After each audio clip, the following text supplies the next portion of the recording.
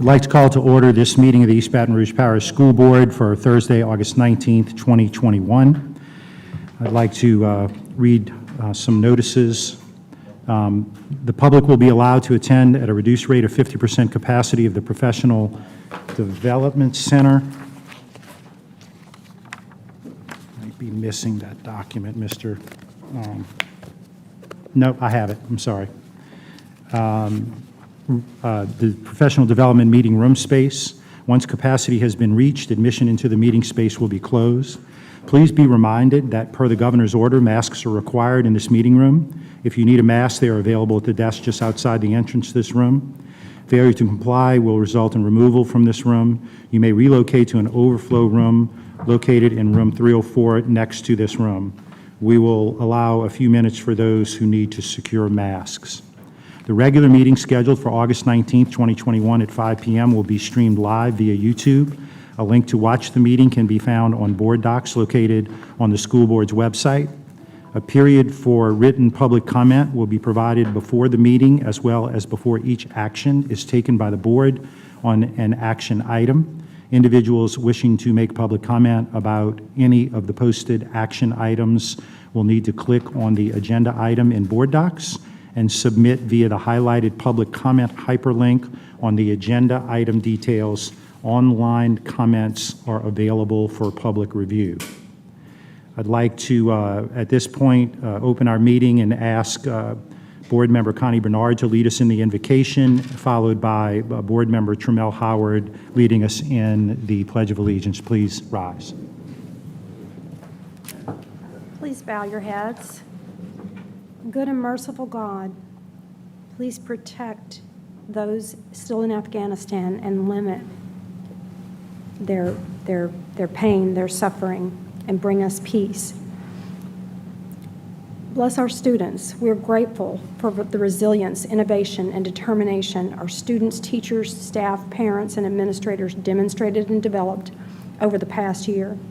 We begin this new school year in prayer because we are anxious for our students to resume school in person and yet be safe from COVID-19. We pray for a better year, for a safe return to classrooms, for the health of students, teachers, and school staff, and for school boards and administrators under pressure to make difficult decisions, for parents exhausted by the uncertain and constantly changing plans. Help us, Holy God, to bear one another in love as we face the new challenges this year will inevitably bring. We pray that our teachers, banked through summer renewal to face any new disruptions, we ask that the hard lessons students learned since the start of this pandemic will give them the confidence and courage to face whatever lies ahead. With confidence in your ability to do more than we ask or imagine, we pray that faith will deter fear and hope will bring new life. In his name we pray. Amen. Amen. Amen. I pledge allegiance to the flag of the United States of America and to the republic for which it stands, one nation, under God, indivisible, with liberty and justice for all. Thank you.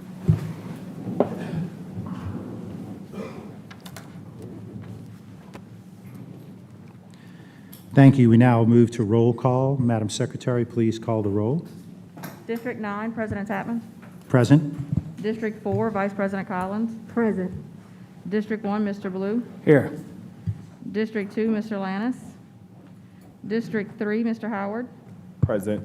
District 5, Ms. Ware Jackson. Here. District 6, Ms. Dyson. District 7, Mr. Goday. District 8, Ms. Bernard. Present. We have a quorum. We now move to item C1, minutes.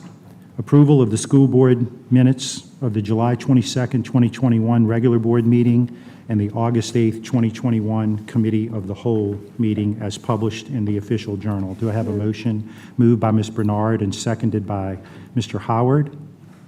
I see no comments from the board. Are there any comments from the audience on the minutes?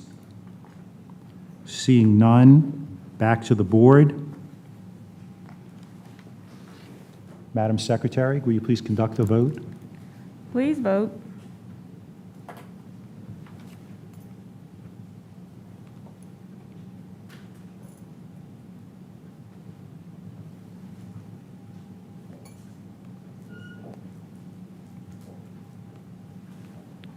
Can we do a roll call, Mr. Tapman, for this item?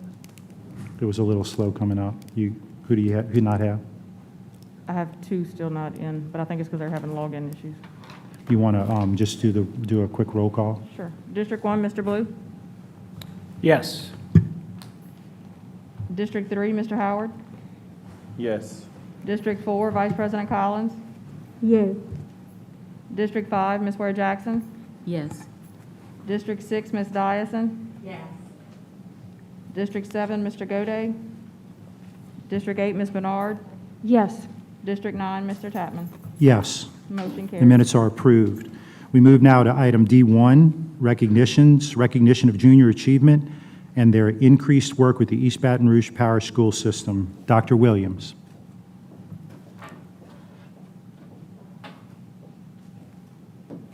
Good evening, President Tapman, Vice President Collins, board members, and Dr. Narcisse. I am Sharon Williams, your Chief of Schools. I'm excited to introduce our partners from Junior Achievement, actually just one partner from Junior Achievement this evening.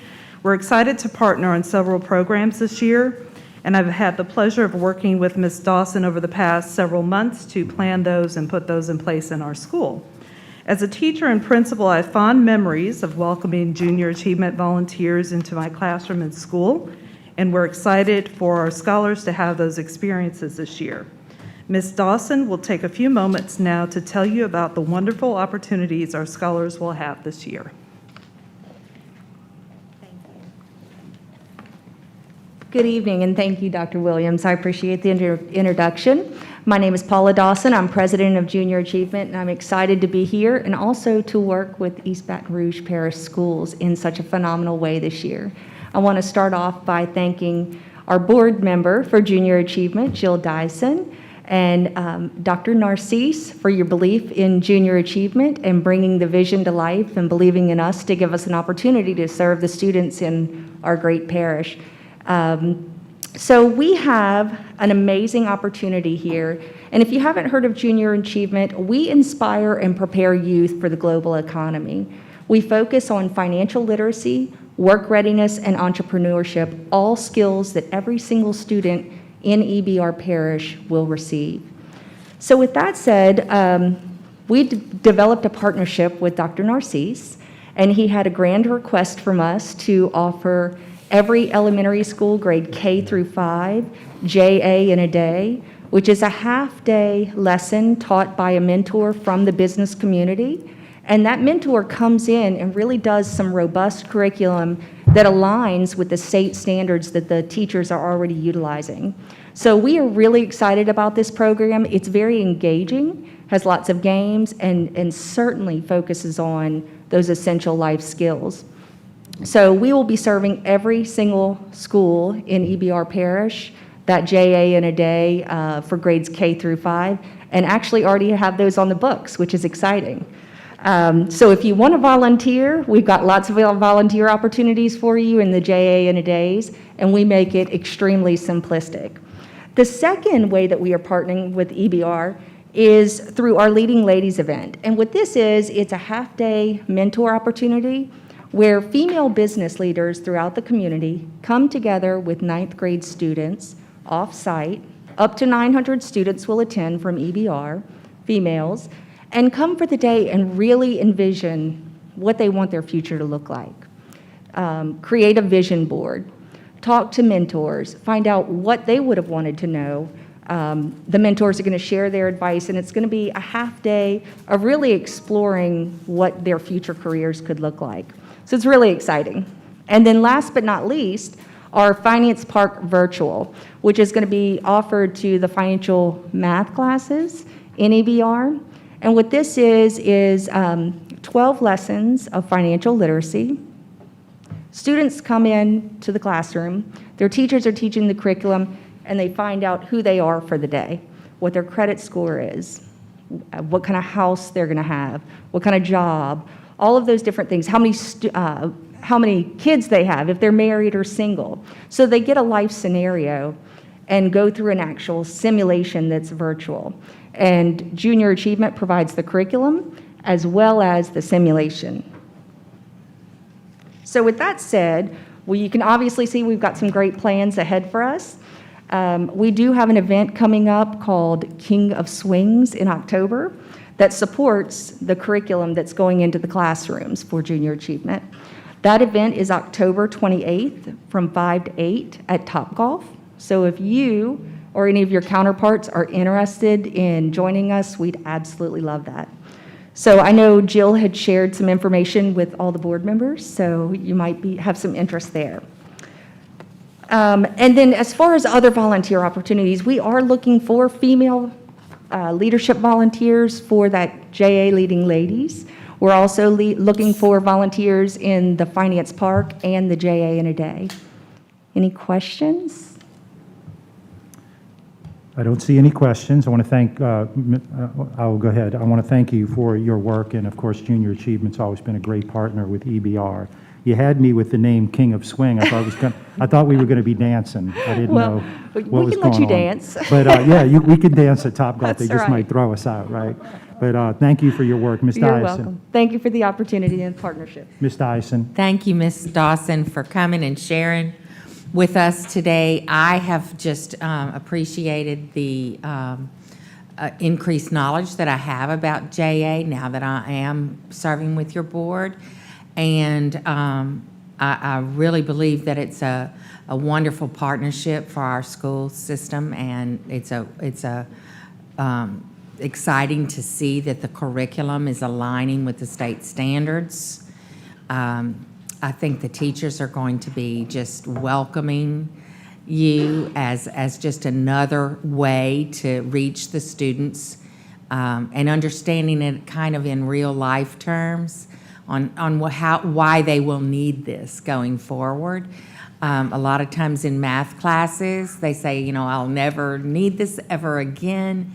And you have a way with your program of showing students how relative it is to their future lives. So thank you so much for coming out tonight. And I have already volunteered for the elementary schools in my area, in my district, and I would very much appreciate all of our board members and any administration that would like to participate so we can get in there firsthand ourselves.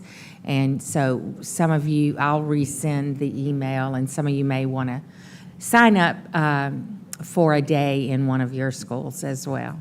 So thank you. Thank you, Ms. Dyson. We'd like to recognize Ms. Vice President Collins for a point of personal privilege. Good afternoon, everyone. I am, as I usually do each month, mentioning lift up the culture and diversity reader selections for the month. And this month is about how law and policy shape different classes. And and when I say classes, I mean socioeconomic classes.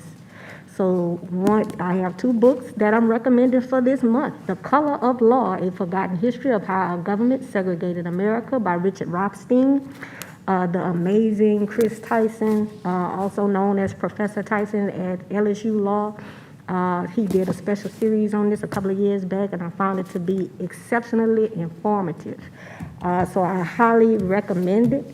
It shows, sometimes people don't understand what today means when they look at different outcomes in different neighborhoods, etc. And this gives a very in-depth review of that, purely on facts, not speculation. The law was this, the outcome was directly this. Okay, and then Supreme Inequality, the Supreme Court's 50-year battle for a more unjust America.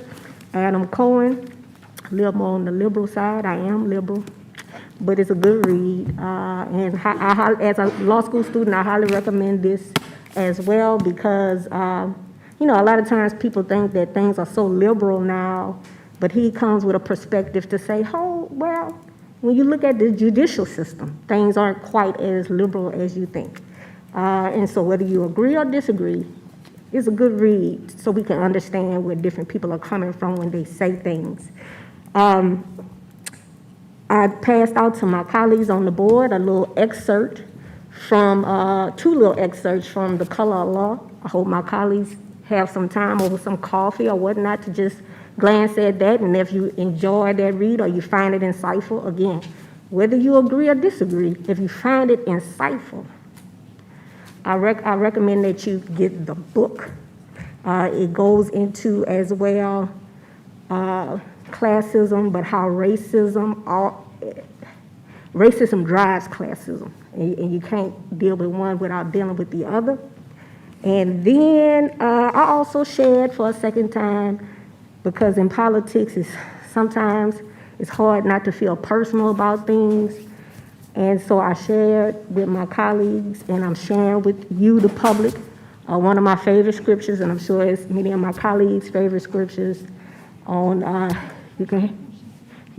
Corinthians. You can have a multitude of things, but if you have not love. And so I just ask that we remind each other, and especially in light of, and this is not a reflection of the leadership at Bessie, but especially in light of some of the foolery that have gone on last night at the Bessie board meeting, and sometimes even here in this meeting, not quite as extreme as last night, but sometimes we have to remind each other to operate in love. And so then, as leadership, my colleagues, we set the tone, and sometimes we lose ourselves. We might cut each other off, sometimes not even meaning to.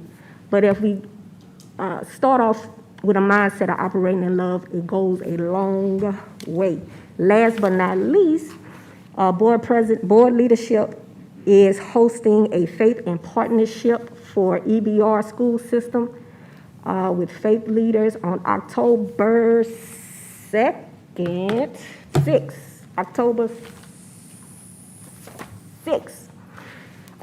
It will be virtual because we don't know what is going on with the pandemic, and just so to play it safe and make sure that we don't have to cancel a live event depending on what the numbers are, we're going to do a virtual event, faith partnership with EBR schools to bring faith leaders together with some concrete, here are opportunities to partner with the school system and the schools near your church. And so regardless of what denomination you are, what side of town you're on, we hope that you will join us. If you have any questions, email me directly, dcollins1@ebrschools.org, and my colleagues, so that I can make sure I acknowledge you all during the event. Please send me any pastors that you feel like I need to make sure I invite so that they won't go missed at the event. Thank you, thank you, thank you.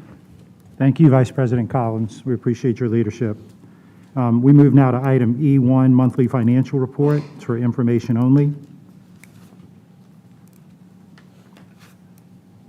And E2, personnel changes.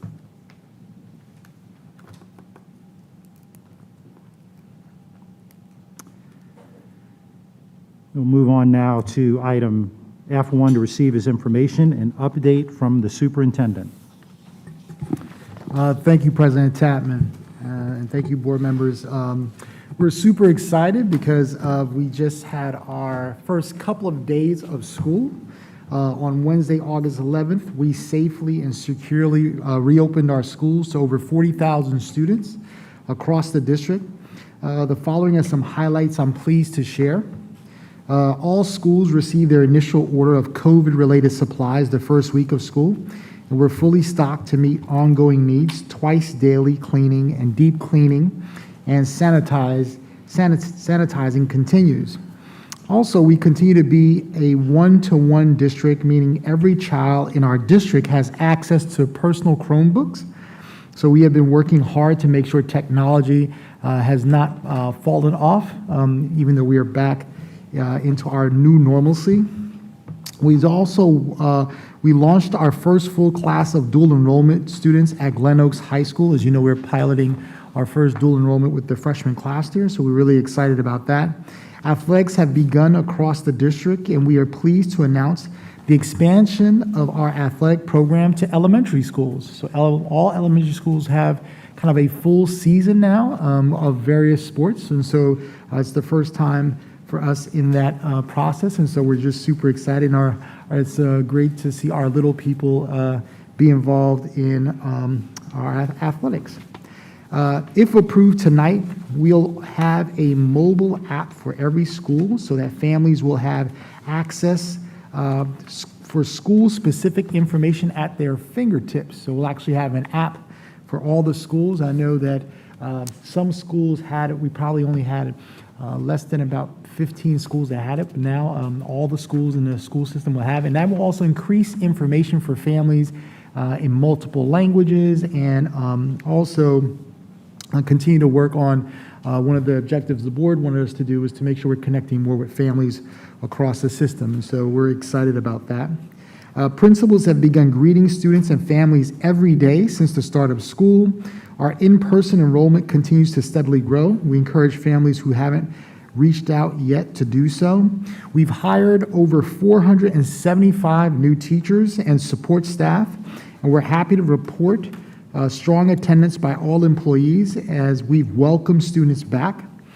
Central office leadership has been meeting daily to debrief on ways to improve upon the daily operations of the schools. We've actually had some board members to come and watch that process, so we always welcome when the board comes. But after every single day since school started, we've all met the different departments to talk about how we can continue to make changes so operationally buses can run on time, and we are solving issues, whether it's around hiring or vacancies or class issues. And so we're excited about that as we've been getting better and better every single day.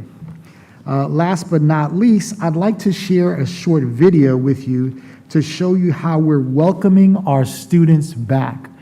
So if the technology team, if you could put the video on for the audience.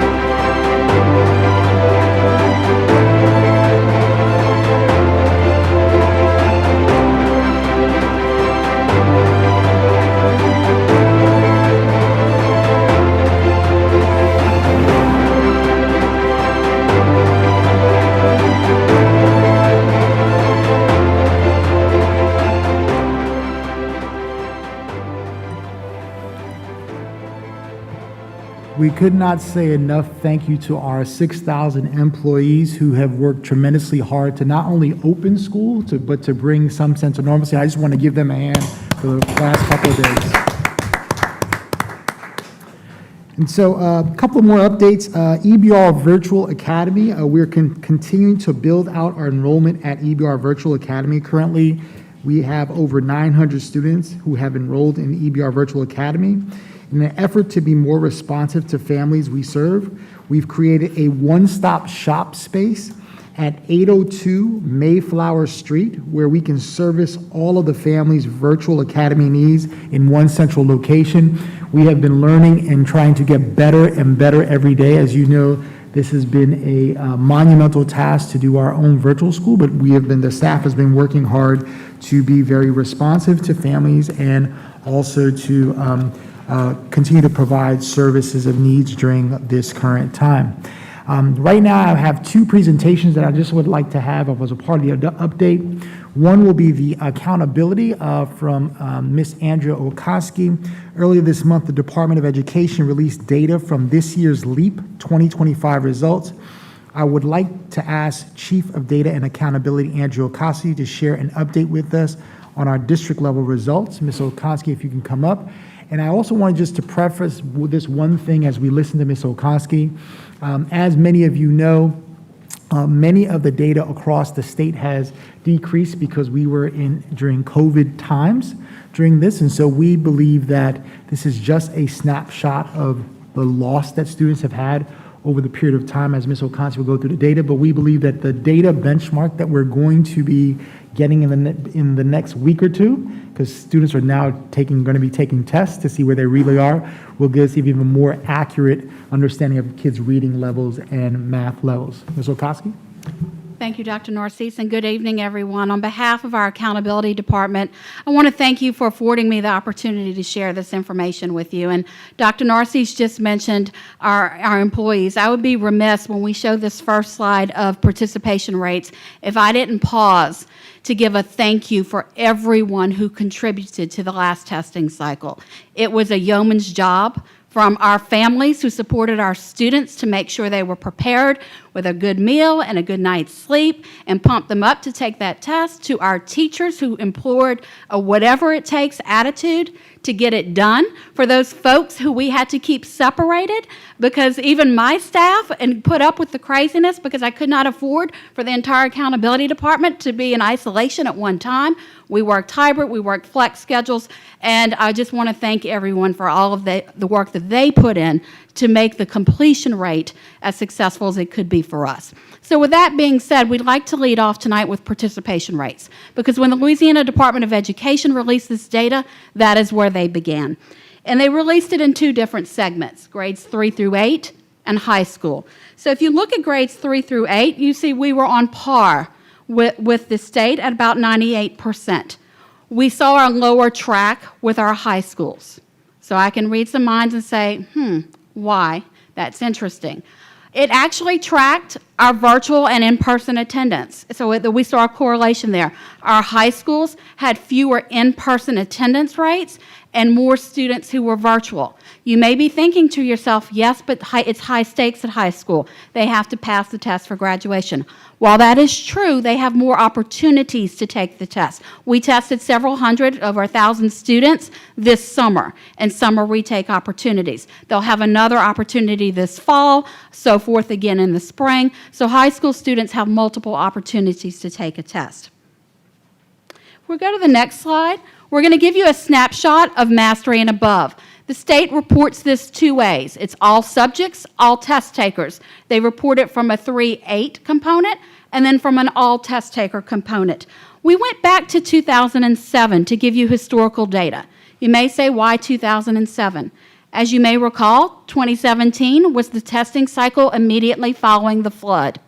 The flood was a year of great disruption for us. We missed 19 consecutive days of school. It was a year of tremendous loss for many of our students, staff, and families. And so when we looked at the impact of COVID, a logical question would be, how did it compare to the impact of that year? So you see a 4-year trend here where you can see mastery and above, all test takers, all subjects, grades 3 through 8, and then high school. You notice that our track tends to follow and correlate with the states. For 3 through 8, we saw a statewide change of -5. The district saw a change of -6. If you loop in the high schools, the state saw a change of -4. We continued at a change of -6 percentage points. Going to the next slide, we're going to zoom in on some subgroup data, and you'll notice a common theme and trend here across the subgroups. In the 1-year change for economically disadvantaged students, statewide, you saw a 4% drop. In EBR, you saw a 7% drop. African American subgroup, statewide, you saw -5. District-wide, you saw -7. I would be remiss if I didn't point out to you, if you look at the 4-year trend for African American subgroup students, our district continues to outperform their statewide peers. Moving to the next set of subgroup data, you see it follows state trends. English language learners was our biggest subgroup loss. It was less than 5% who scored mastery and above to register on the state spreadsheet. Moving on to students with disabilities, the state tracked at a -1%, the district showed a -3%. In the next set of slides, I'm going to ask you to bear with me and not focus on numbers, but to focus on patterns, okay? So if you trust me on this and focus on patterns. We're going to start with the yellow box at the top. This is our ELA overall score. 34% of our students in English language arts scored mastery or higher. Now, if you go to the bar graphs, blue represents the flood year. Purple represents the COVID year. The red and green that you see in the middle shows the years in between. So you can see in the great disruption of the flood year at each grade level in 2017, it was significantly lower. If you look at the purple, you can see how this most recent disruption compares to that year. And just as Dr. Narcisse said, just as we rebounded in those subsequent years following the flood, we're already putting things in place so that we can track things in ELA to jumpstart that rebound. We've already begun dibbling our K-3 students in literacy to get the most recent data there. We will be launching the ANET diagnostic in the next couple of weeks. And then you guys have heard a lot about Achieve 3000. That will give us fluency levels for every student across the district and some other baseline data that will move us forward in terms of ELA. On your right-hand side, I'm just going to again ask you to look at the patterns. You'll see the 1-year change for the state and the 1-year change for the district at each grade level. Moving to math, you get a similar snapshot. Once again, that yellow box is the 20% mastery rate across all grades for math. That's 3 through high school. You get the snapshot of the last 4 years at each grade. Blue is the flood year, purple is the COVID year, and then the red and green are the years in between. Notice you're missing some blue on the high school end because, as you may recall, the high school assessments were redesigned a few years ago, so we didn't have that true comparison. If you notice in the 1-year change, you will see that math statewide was the largest drop, and we followed the statewide track.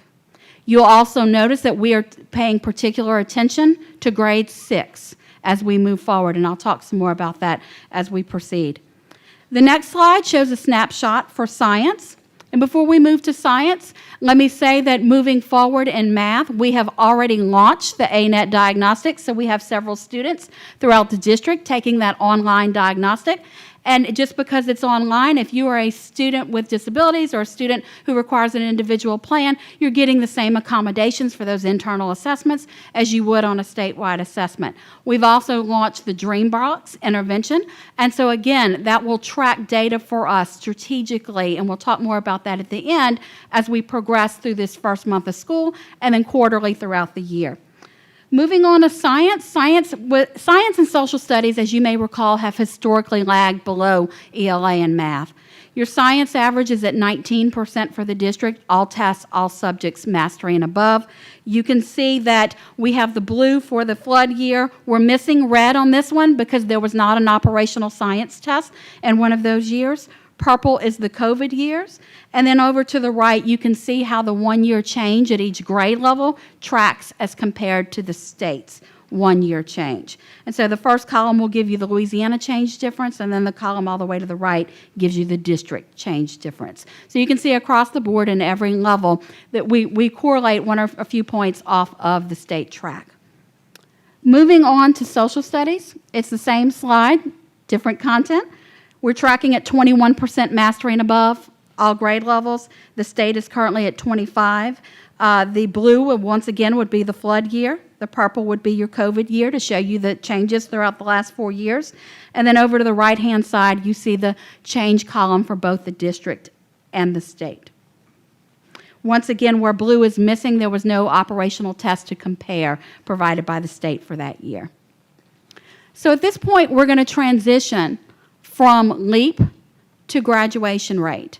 The state has historically released these at separate times. Because of COVID, our timelines are a bit skewed, and they release them together. So as we look at this data, I want to remind you, this is the class of 2020. So these are students who would be beginning their sophomore year of college. And so these are the kids who in their senior year, the school end stopped at March 13th. And while there were COVID waivers in place, the only students who were eligible to receive the COVID waivers were those who were on the intent to graduate list at that time. So if you had your Carnegie units in place, then you were eligible for those waivers. If you hadn't earned those Carnegie units and were not on that graduation list prior to March 13th, you were not eligible for those waivers. This first slide gives you the last decade of our graduation rate. Green is a year of growth, blue is a year of decline. We did gain 6.9 percentage points, and this is the highest graduation rate to date at 75.5 under the current accountability system for our district. So this was a significant bounce for us from the previous year where we saw a sharp decline. If we could go to the next slide, I thought you may be interested in seeing this, and you have a copy of this, I believe, at your seats. The grad rate it's a division problem. You divide the number of students who enter the cohort at 9th grade by the number who exit on time. And what we're showing over time is, while our actual rate has fluctuated, the number of graduates over the last 4 years has consistently increased. And we show an increased rate of 22% over the last 4 years for our actual number of graduates. But this will give you the trend in the number of graduates over the last several years. If we could go to the next slide, you'll see statewide averages. Your first line of blue is the Louisiana state average at 84%. They too had a gain. Their gain was plus 3.9, while ours was 6.9. You'll notice the subgroup data for each of the major subgroups reported by the state. At the bottom, you'll see the EBR one-year change as compared to the state rate of change. So you notice while the state was up, we saw more significant changes in each of our major subgroups. The state increased at every subgroup except for English language learners. That happened to be our largest gain at plus 14.1 percentage points for that subgroup. With graduation rate comes strength of diploma. And those credentials, or those college credits that are earned by students, is how you get your strength of diploma points. In the class of 2020, you can see the breakdown of the major categories of how you earn points. And I want to remind you that you want to see the two left columns going up and the two right columns going down. You want to see those higher credential rates going up. We have an opportunity here to address this. The state had a slight change, and we had a slight change. It was a smaller gap than the states. But one of the things that we are pleased about the opportunity for is you guys have heard a lot about the pilot that will be going on at Glen Oaks High School. Over the last couple of months, you have approved several MOUs and partnerships with post-secondary partners. All of those different puzzle pieces will each year contribute to seeing this number go up. And then by the time that the incoming freshmen or seniors, you will see a larger return on your investment. But you should see with each of those individual pieces that we're putting into place, this number can steadily rise over the next years. Yes, sir. Sorry. Yeah, mine's not working. Okay, I'll make sure you're in there. I was going to let her finish her presentation and then do the questions, if everybody's okay with that. Okay. I had a particular question on this particular slide. Okay, well, then if we're going to go ahead and do that, Dawn's up next. Okay. Yeah, you can go ahead, Dawn. Go ahead. Okay, back at the 2025 LEAP participation rates. If tech team can help me go back to participation rates. That's So all what the way is the to second beginning. slide? I don't know if you necessarily need to go back. Okay. I'll ask my question while y'all do that. Who is counted in the participation rate? Like if we have some babies that have been truant and might be on a path of dropping out, of course, that's not what we would want, but in terms of data and numbers, Are those babies counted in that? If you completed at least one test in the spring testing cycle, you were counted. So if I'm a third grader, I took a test in ELA, math, science, and social studies. We had some situations where I may have come and taken the test on my ELA or math day, but then I was sick or for some reason I didn't come back for science or social studies. If you took one test, that's how the state counted it in their participation rate. And that's the same for high school? Yes. You took it, well, at the high school, yes, if you took the test and you were slated to take the test, then you were counted in high school. Okay. And then prior to COVID and virtual learning, was it typical for high school general attendance to drop versus your lower grades? And by extension, the LEAP participation, like, is that typical? It's typical for your high school to lag behind, but not to this extent. Okay. And the state typically does not publicly report that rate on their actual form. They usually report the number of actual test takers. Okay. This year, they chose to report both. So what are we looking at here? So what you're looking at here are the number of students who took the actual test as compared to the ones who were on the roster or scheduled to take the test. Okay. All right. Thank you. You're welcome. Thank you, Vice President Collins. Mr. Howard.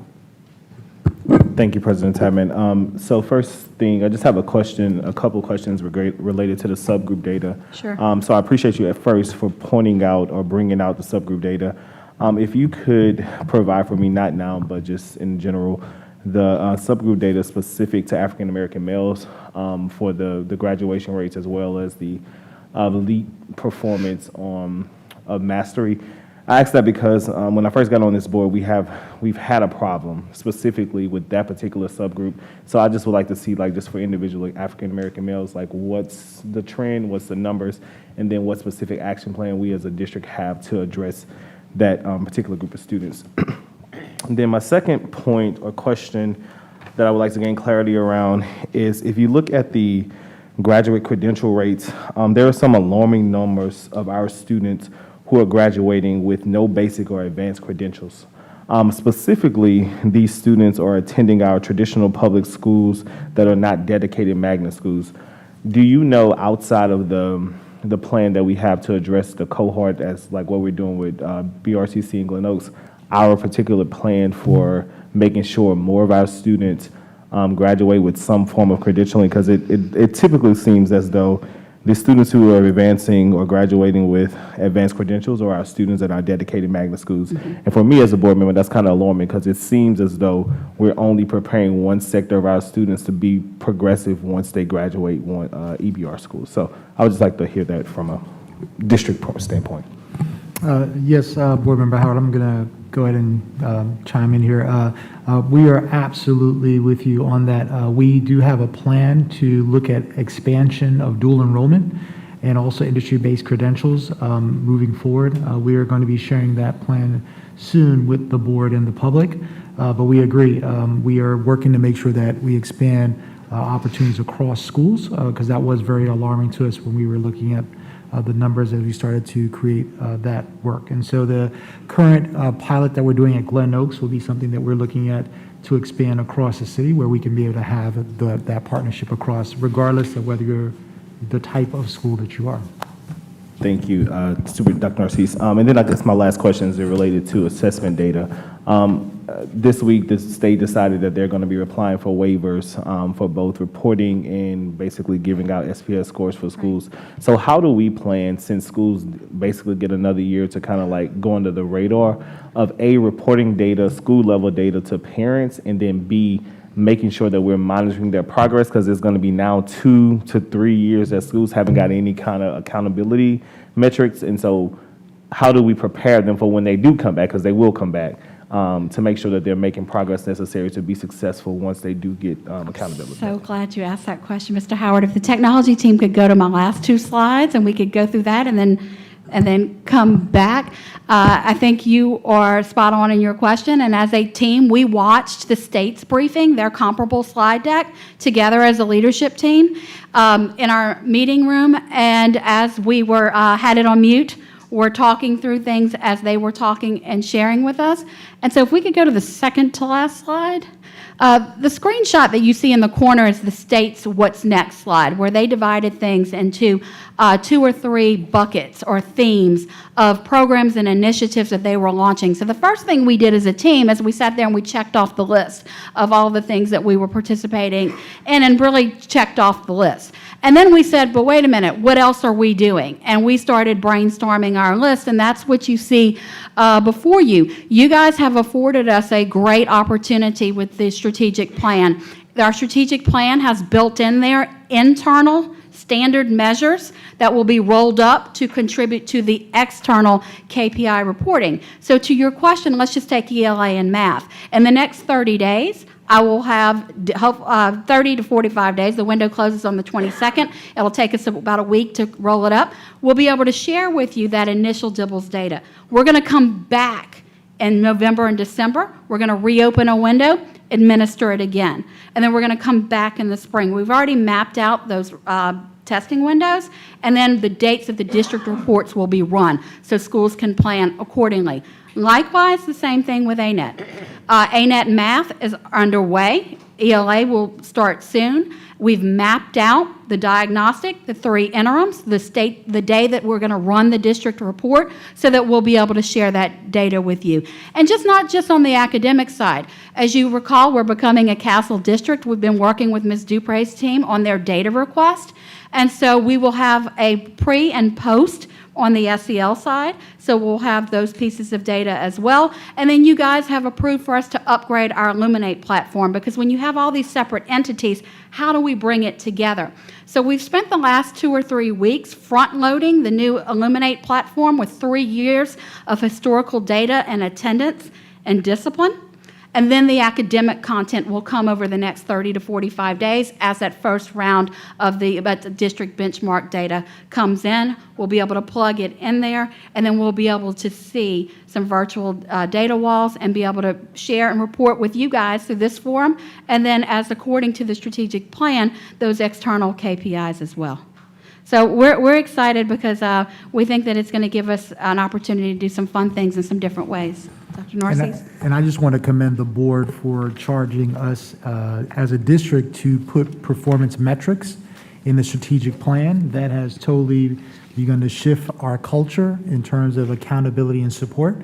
And so our goal will be to bring back performance and measurements to the board so we could know quarterly how our kids are doing even before they get to the leap. And there's also been work on alignment. And so just wanted to thank the board for their leadership on that. And going back to that list, Mr. Howard, you raised a good question. We knew internally from both the quantitative data that we had gathered and then the qualitative where we thought we would be in this testing cycle. So this new data set kind of validated some of the work and planning that we'd already done, but then allowed us to kind of reshift and capture the initial data from these new benchmark assessments so we can continuously improve and develop our plans moving forward so that we can differentiate and meet each school's individual needs. And then just my last point, Yes, sir. President Tapman. I know some schools have different stakes related to accountability as opposed to like what's next for them. So for example, we passed a charter policy that basically outlines how our charter should be performing. The state is talking about what they're going to do as it relates to metrics for these schools since there's no real accountability data. I would just ask that we as an internal team start thinking about what that looks like on our end so that we're not trying to backlog plan once it comes and then we have renewals in front of us and we're trying to make gut-wrenching decisions in the middle of trying to make those decisions. So just to start thinking about developing a plan for what that type of accountability also looks like. Thank you. Thank you, Mr. Howard. Questions are free. They don't cost anything. All you want. Mr. Goday. Thank you, and President Tapman, I apologize for breaking your No, it's train of okay. thought. No, I'm we're good. sorry. My request to speak wasn't working. I'd like to go back to the strength of diploma Sure. slide, please, very quickly. 13. And I think there has been some question about exactly what did those headings mean, particularly the last one, because we had some people believing that that last column said that they got just a paper diploma. It didn't really mean anything because they had no basic or advanced credentials. So could you just walk Yes, sir. through those columns so the public can understand what exactly those numbers mean? Yes, sir, and I can get you all a cheat sheet, so as you get those questions, you can ask them. But to your point, in the far right column, I did graduate with a high school diploma. The way I explain it to folks, and we'll go through them, is if you bake a cake and it's how you decorate the cake, okay? So I have a basic cake on the far right-hand column. And then as I scale up, I have different layers.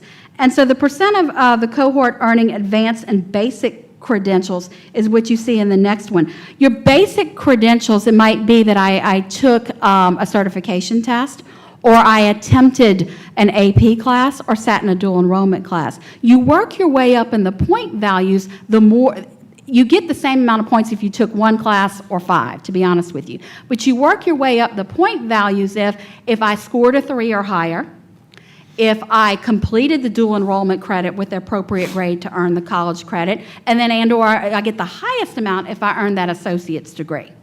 So there's a scaled point value for each of those things, and we can get you the cheat sheet to show. But thank you for that question, Mr. Gode, because you're correct. If I'm on the far right hand, I did get a diploma. I just didn't do those extra things. And so what we want to see is, we want to see this number, to your point and question, and you're right, and I don't want to be taken out of context. We want to see this number go up, but we want to see the ones on the far left Right. are the ones we really want to see going up, because those are your students who are exiting with an associate's degree. Those are your students who are exiting with college credit to save their parents that financial burden, and those are your students who are leaving with industry-based credentials where they've passed that test, and then they can work and go to college at the same time, or go straight into industry to earn good money. Yes, thank you. Thank you very much. And I echo Board Member Howard's concerns about how we need to expand the opportunities for all of these.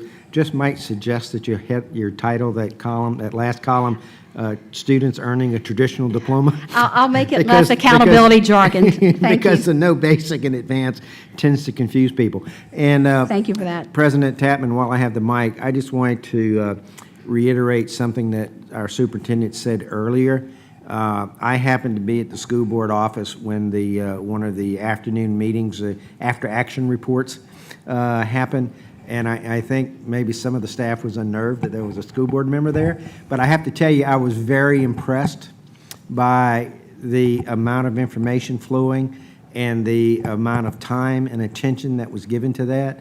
And I just wanted to applaud the whole staff for the work that they've done getting this system up and running under some difficult circumstances. And, you know, it's never a mistake if you learn something from it. And, you know, we have a lot of things that we know we need to do better. And it was just very encouraging to see the entire team together, working together, trying to work through all of those subjects. So I just wanted to applaud you, Dr. Narcisse, for having that kind of meeting, but more importantly, applaud the staff for the time and energy they put into that meeting. Thank you. Thank you, Mike. Appreciate those comments. Ms. Dyson. Yes, thank you. I was just a little bit concerned about, it looked like some, too often, third grade was not doing as well as the flood year. It seemed like I kept seeing, having some red flags about third grade, and then sometimes fourth. And I was just kind of trying to get your feel on that, and are we putting some more emphasis on those grades? So we're digging deep into a couple of grades. To your point, Yeah. third is one that has hit our radar. Also sixth Yeah. has hit our radar. And so let's talk about that for a second. Third is the first year I take a test. Yeah. And it's the first year I took a test in a year that I started virtually and then hybrid, and I didn't go through a lot of the normal protocols that I would have gone through, okay, for third grade. Our same thing with our fourth graders. They didn't take the test the year prior because they skipped a test in third grade. So really, it was your third and fourth graders taking a test for the first time. And so, you know, when you first come back into in-person learning in November, teachers build up to that in person all year long. And so I know that the talented folks behind me have already started talking about that. I want to thank Dr. Robinson. He afforded us an opportunity in the room next door as an accountability team to sit with his division of academics twice and do some data dives where we broke into content and grade level areas and said what we were seeing and reported out and charted out some common themes. So we are looking into that. And then likewise, the 6th grade. My accountability team is digging a little deeper into 6th grade. That was the first year that I'm on a middle school campus, and that was a transition year. And so we see that one trending a little off of the others as well. So thank you for flagging those because we have too. Yeah, okay. Thank you so much, and thank you for all of your work on this. It's always good to get this kind of a picture, and it's the level that you're showing us is very much appreciated. Thank you. Appreciate that. You. Thank you, Dr. Okonski. I think you had one more slide, huh? Okay. Yes, if we could just, again, the last, and Mrs., I love it when you flatter me like that, Mr. Tapman, thank you. In the far right-hand column, to the point earlier in the conversation, the Louisiana Department of Education has put this statement on every report that has been released. You know, cautioning folks that when we look too deeply at this data or compare it over historical trends, that it has that asterisk on there, that it was interrupted learning and that COVID has deeply and directly influenced this data. So, you know, as Dr. Narcisse and I mentioned, while we have the data and it gives us another preponderance of evidence piece, moving forward, it's the timely data that's going to really inform that work that we do, that we're gathering from our internal assessments, both quantitative and qualitatively. But if you look here, if Dr. Narcisse would give me a little poetic license, he's every meeting we go over the 4 C's, and I kind of did a derivative off of his 4 C's here, and that one of the things that we're seeing this data is reminding us about is our need for consistency, and the strategic plan affords us an opportunity to do that with the standard measures across all district schools like we've talked about. It also, when we start drilling down and we become more consistent, it builds quality control, it deepens the level of our conversations so that we can become more strategic in our professional development, identifying the needs, and then deploying those resources for financial efficiency and so that you guys can ultimately see that return on the academic investment coming down the pike. And so really, I wanted to leave you with this for you to be assured that as a team, we know that consistency and these standard measures is the key to see a rebound even higher than what we saw post-flood years, and then that'll guide the work what we do for building capacity and reporting publicly throughout the year. So that's all I have for you We tonight. have one, Are there other Ms. questions? Dyson would like to ask a Okay. question again. I have a follow-up question. Sure. So I see that we have, in the grad rates, we've got the individual school site. Yes. But when can we expect the school site data on all the rest of it? We have those drilled out. We didn't want to kill too many trees tonight and wanted to Okay. streamline this for time, but I can work with the superintendent to get, bring if that you let him know forward. what you're looking for and like the subgroup data, we can work to get all Yeah, that for and we you. used to do all subgroups. Yeah. And that would be great. Just let us know. We'll work Okay. with you. Thank you. Thank- Thank you, Ms. Dyson. Thank you, Dr. Okonski. Superintendent? So GEMS, a financial system update. As you know, since the beginning of my tenure as superintendent, I've worked diligently to increase transparency throughout our district, but especially within our financial system. As we're working towards transparency in all areas for families and communities, we're using our dollars to accelerate and move key components of our strategic plan. At this time, I would like to invite our Chief Technology Officer, Ms. Amy Jones, and Director of Management Information Systems, Al Coogan, to share how we're transitioning our services to an open platform and provide an update on our RFP for a new and updated financial system. Amy? Thank you, Dr. Narcisse. Good evening, President Tapman, Madam Vice President Collins, board members. We're excited to update you tonight on the stages that we're in on our upgrade for our GEMS financial and human resources software.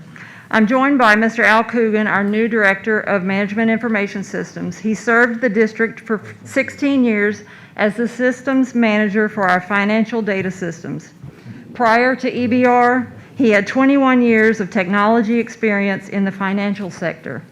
Spearheading the system conversion as we move forward, this is Mr. Al Coogan. Thank you, Ms. Jones.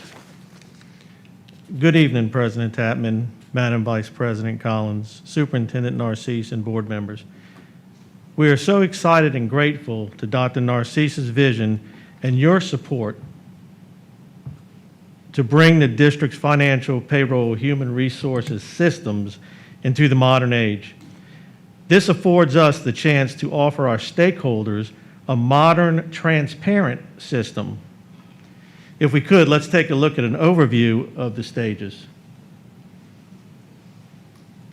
Many of you may not be fully aware of the reach of this software, but you can see the impact it has on the entire district. We published the RFP this past Monday, so phase 1 is underway, and we are currently reviewing business processes. We look forward to the vendor proposals to our RFPs and will update the board as needed.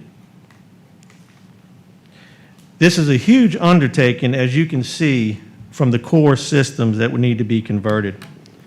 One of the opportunities this process will give us is the ability to provide clean data to the Open Data BR project with the City of Baton Rouge.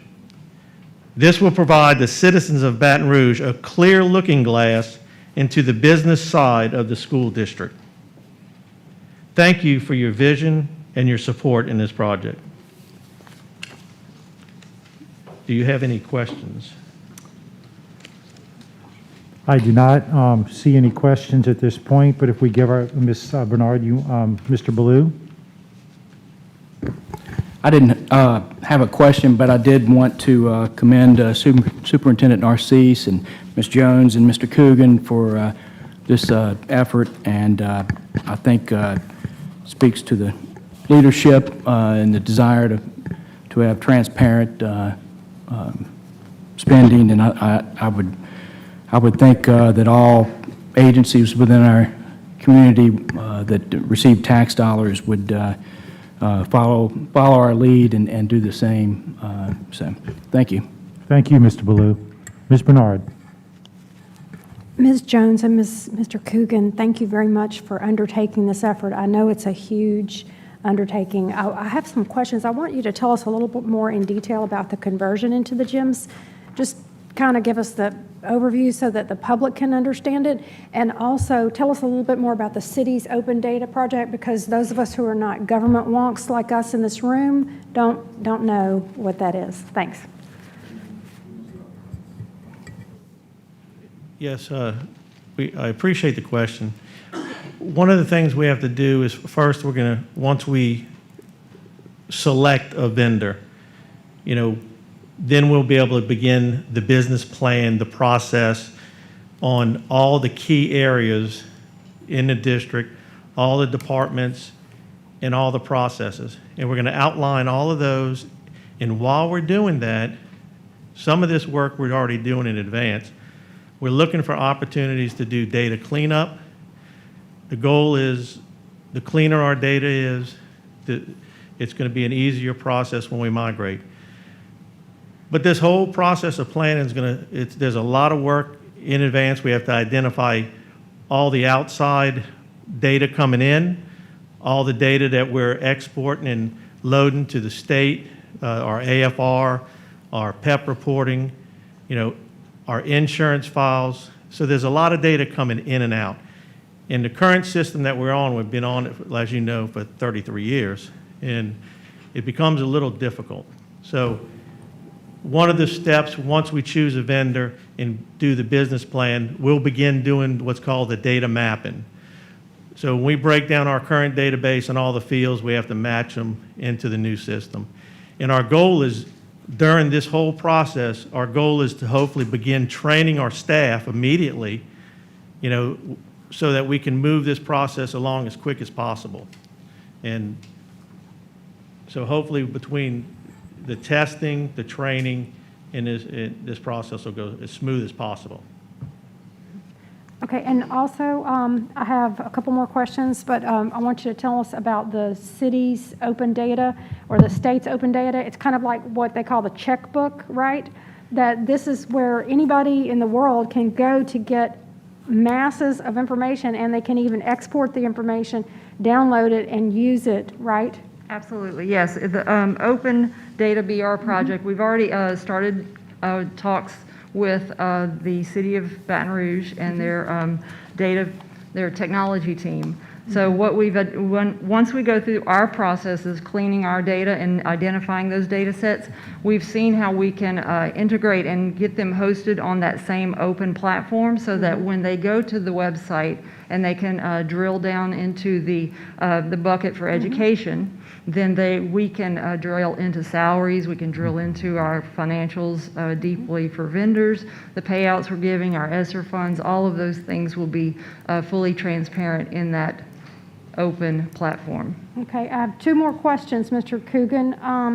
The approximate, or I don't know, this might be a Ms. Jones question, the approximate cost, roughly ballpark figure for just starting this up year one?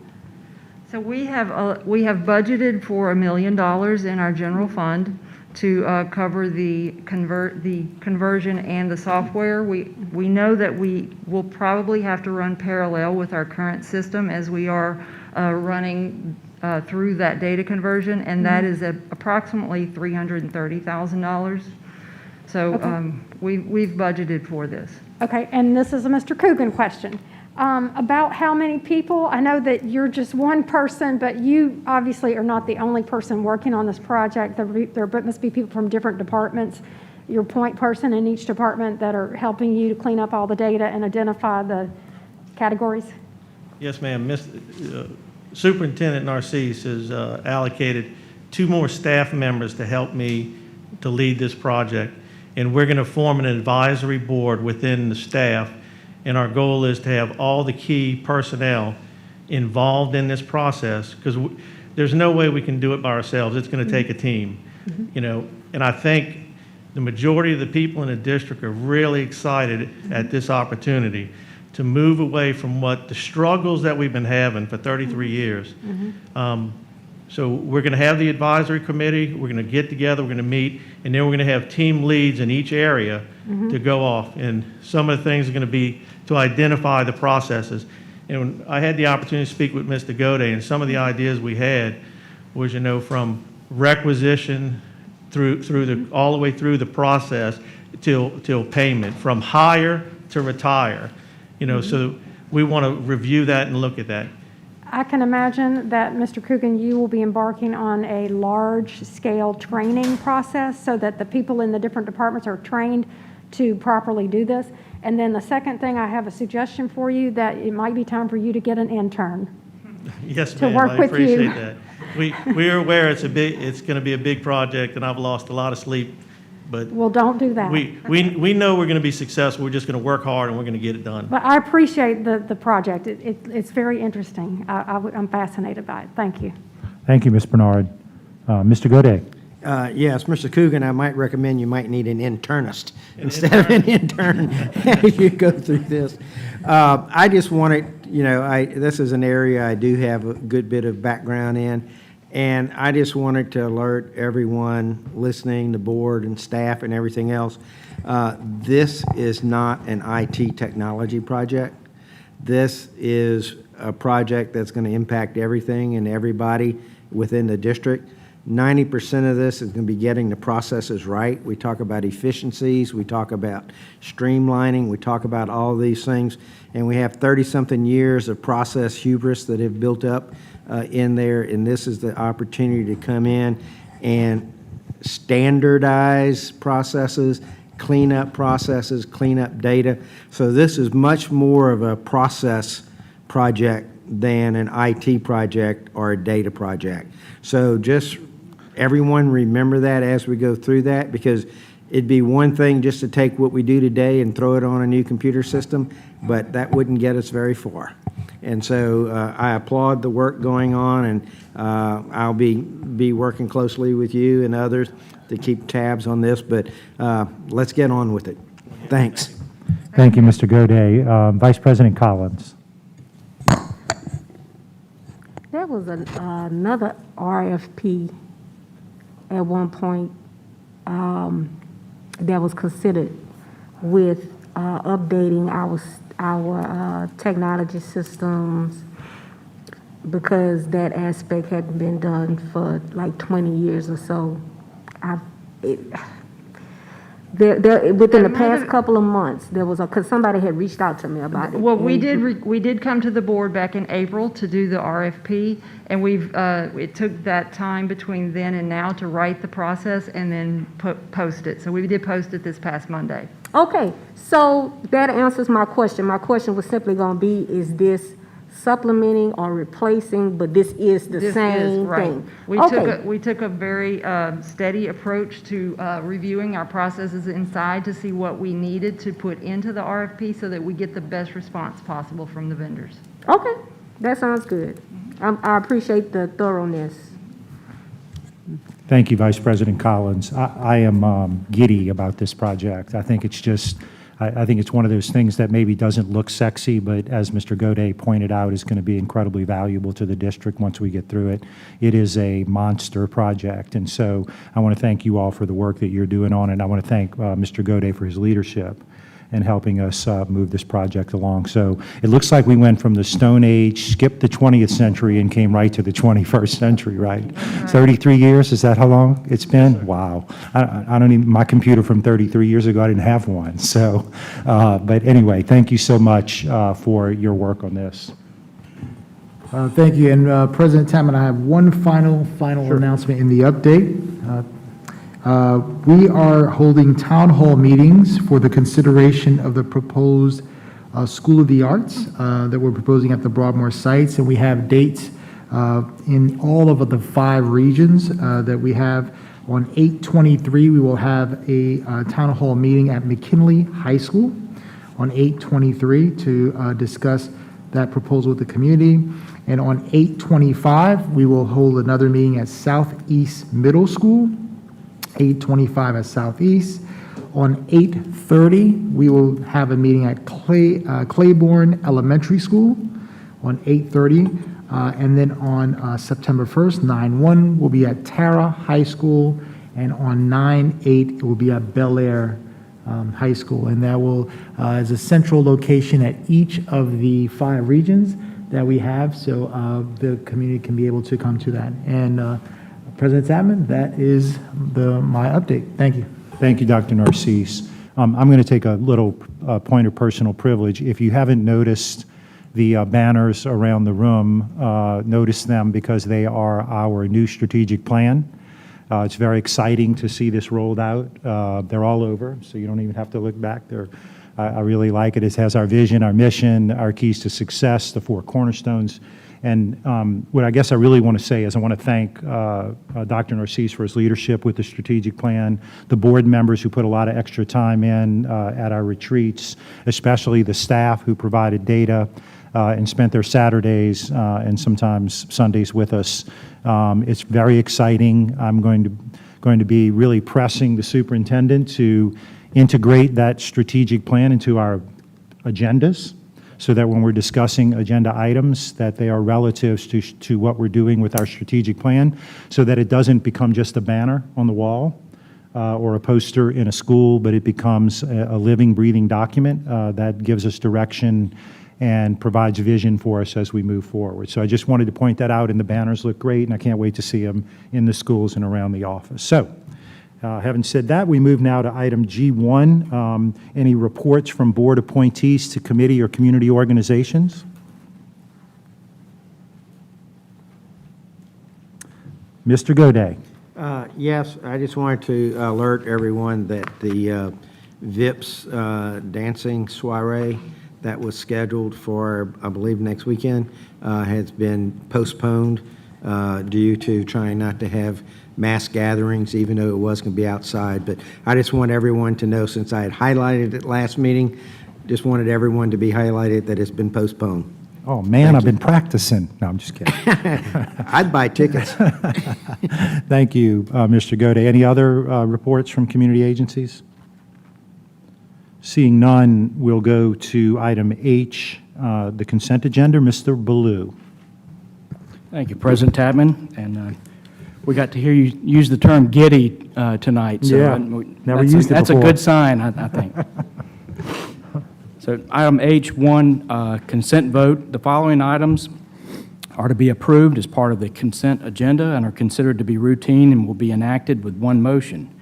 There will be no separate discussion of items unless a board member so requests, in which event the item will be removed from the consent agenda and considered as an item on the regular agenda for a separate vote preceding the last item on the regular agenda.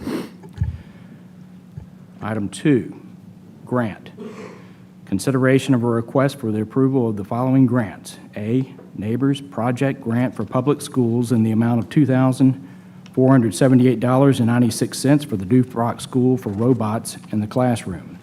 B, Kelly Jean Cook Charitable Foundation, Deborah Rochelle Teacher Grant in the amount of $15,904 to provide funding to 4 teachers for classroom projects. Item 3, professional service contracts. Consideration of a request for the approval of a professional services contract between the East Baton Rouge Parish School System and the following. A, City Year in the amount of $121,600 to provide evidence-based interventions. Funding source is the Direct Student Services. B, City Year in the amount of $358,400 to provide instructional and behavioral student support. Funding source, Direct Student Services. C, Studyville in the amount of $36,800 to provide tutoring for students at Glasgow Middle, Park Forest Middle, McKinley High, and Bel Air High Schools. Funding source is the Direct Student Services. D, Deaf Resources Center of Greater Baton Rouge, LLC, in the amount of $80,000 to provide sign language interpreting services to students with disabilities, hearing impaired. Funding source, IDEA Part B. Item 4, consideration of a request for the approval of professional services contract between the East Baton Rouge Parish School System and the following. A, Instructure Incorporated in the amount of $167,750 to provide an online learning management system to access content material, customized online professional development, and additional materials. Funding source, ESSER 3, Action 2. B, Manners of the Heart in the amount of $70,217.97 to provide a social emotional support program based on core values. Funding source, ESSER 3, Action 2. C, Nearpod in the amount of $177,089.90 for an interactive K through 12 digital platform for lessons, videos, activities, and formative assessments. Funding source, ESSER 3, Action 2. Item 5, consideration of a request for the approval to renew a contract between the East Baton Rouge Parish School Board and the City of Baton Rouge not to exceed $134,110 to allow East Baton Rouge Parish School System Department of Adult and Continuing Education to continue providing adult education classes and high-set testing for inmates at the East Baton Rouge Parish Prison from January 1, 2021 through December 31st, 2021. Funding source is City of Baton Rouge grant. Item 6, consideration of a request for the approval of a memorandum of understanding between the East Baton Rouge Parish School Board and the University of Louisiana Monroe to provide dual enrollment courses for the 2021-2022 school year. Funding source, SCA.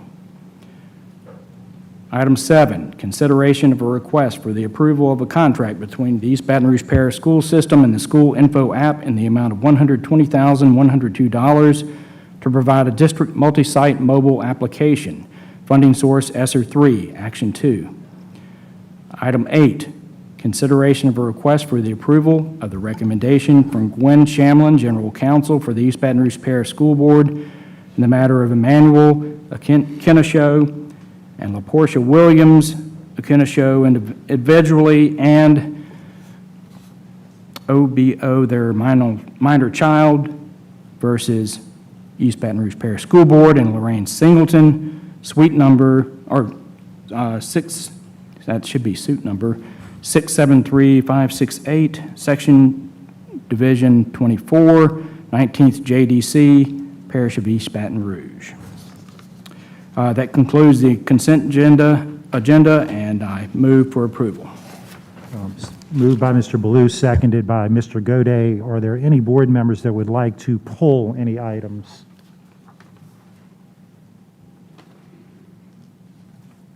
Seeing none and no comments from the board, we go to the audience for comments on the consent agenda.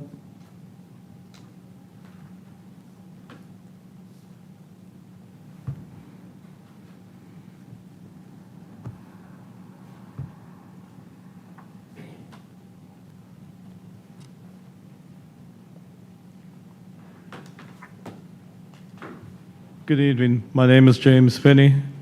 My concern is, I believe, item 6, the agreement with ULM for dual enrollment classes at a single high school. It seems as though if the goal is to get kids dual enrolled, these one-off agreements don't make any sense. If ULM has a great course, it should be offered at all the comprehensive high schools. If it doesn't, then it doesn't make sense to be contracting with them. But since we're talking about dual enrollment courses, or at least I am, I was concerned about some of the discussion with credentials and enhanced diplomas. You need to make sure that we don't get hung up on things that give us extra points on the accountability system at the detriment of actually educating students. Thank you. Thank you, Dr. Finney. Any other comments from the audience on the consent agenda? Seeing none, we move back to the board. Seeing no questions from board members, Madam Secretary, will you please conduct the vote? Please vote.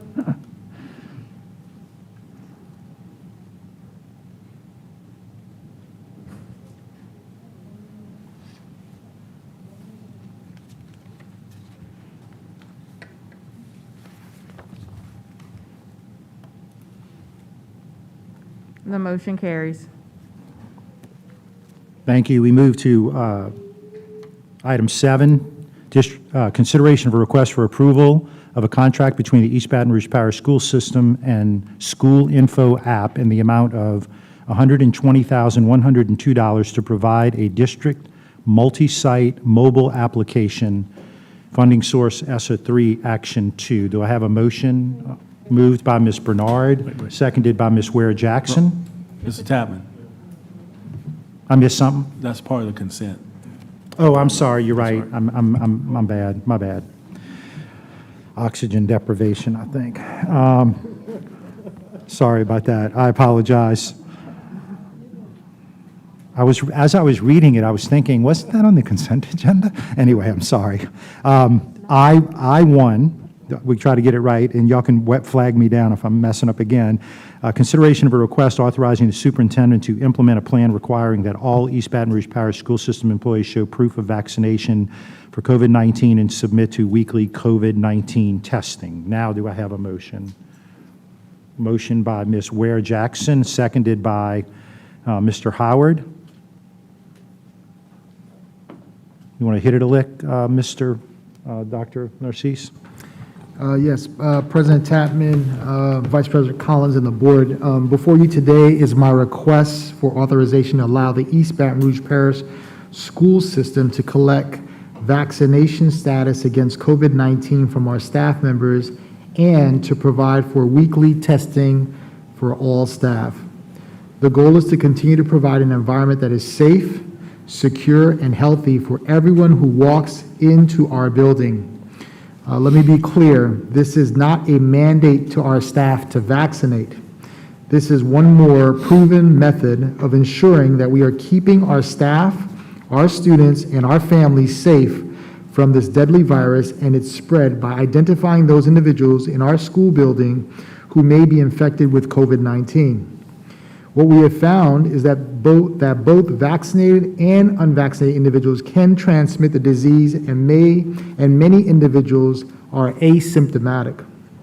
It is our duty to protect the children in our care while continuing to provide them with the best possible education, and I firmly believe this allows us to be better prepared to protect them. President Tyler. Thank you, Dr. Narcisse. I have one question. I just have a comment, if you wouldn't mind, if you could just touch on, you and I had a discussion about student testing, about the testing of students who would also be able to transmit the virus. Can you just speak to that a little bit? It's not directly on the agenda item. I just want to cover it while we're on the subject matter. Yes, our goal is to also test students with consent from their parents in all of our schools, and so this would apply to students as well. Okay.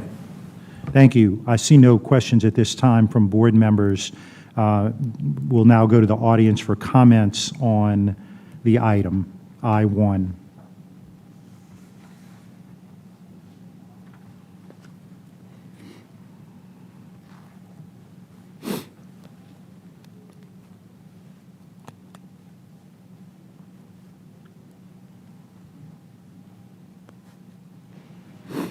Thank you. As is often the case with things that are presented to you and that you quickly approve unanimously, this proposal is woefully thin on details.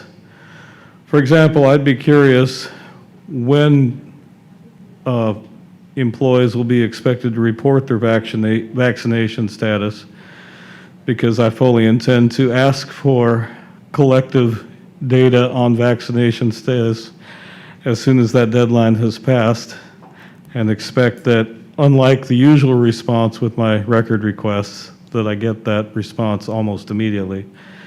So I did notice that there weren't any dates specified, and I'm a little alarmed by Dr. Narcisse suggesting that there's no intention of requiring that employees be immunized. So I'm not quite sure what the point of collecting the data is, but some data is better than no data. Thank you. Thank you, Dr. Finney.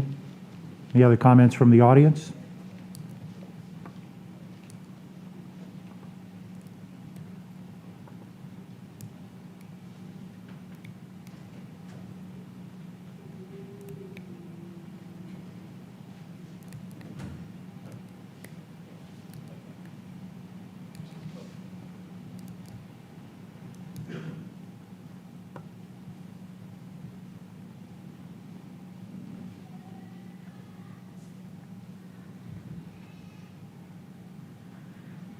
Good evening, Board, Superintendent. My name is Valencia Johnson with the East Baton Rouge Parish Association of Educators, and we do support employees being tested. So we do support this action to make sure that the viral load in the schools is low. Thank you. Thank you. Appreciate your comments, Ms. Duncan. Any other comments from the audience? Hi, my name is Daniel Lampford. I work as a paraprofessional, an ESS paraprofessional, and I'm deeply concerned about the possible tracking of personal information as far as vaccinated or unvaccinated status. I believe that it should be up to the individual to decide. I think we should follow safe practices like washing our hands and making sure that we're take our vitamins and are healthy. But I'm just very concerned about requiring staff members or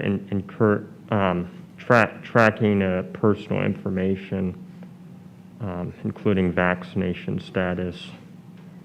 So I encourage us not to do that, to be careful. Thank you, Ms. Lansforth. Any other comments from the audience?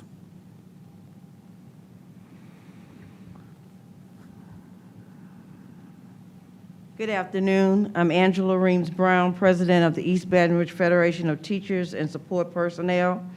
And I stand here today to say that we support the concept of testing not only our teachers, but all school personnel, and offering the testing to our students with parents' permission. If we watch the news on a daily basis, we see that Louisiana, once again, is up in an area that is not good.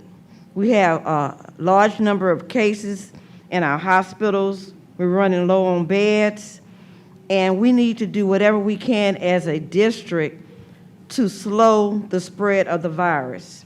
It's an excellent idea to wear a mask, wash your hands, experience social distancing. But we all know that the vaccination is a layer of defense between that individual and anyone that they come in contact with. So as we educate our boys and girls back in the classrooms, we want to make sure that the individuals they come in contact with are vaccinated when possible, but also are tested on a regular basis to ensure that we're not spreading the virus in our classrooms and our schools. So again, we stand in support. Thank you. Thank you, Ms. Brown.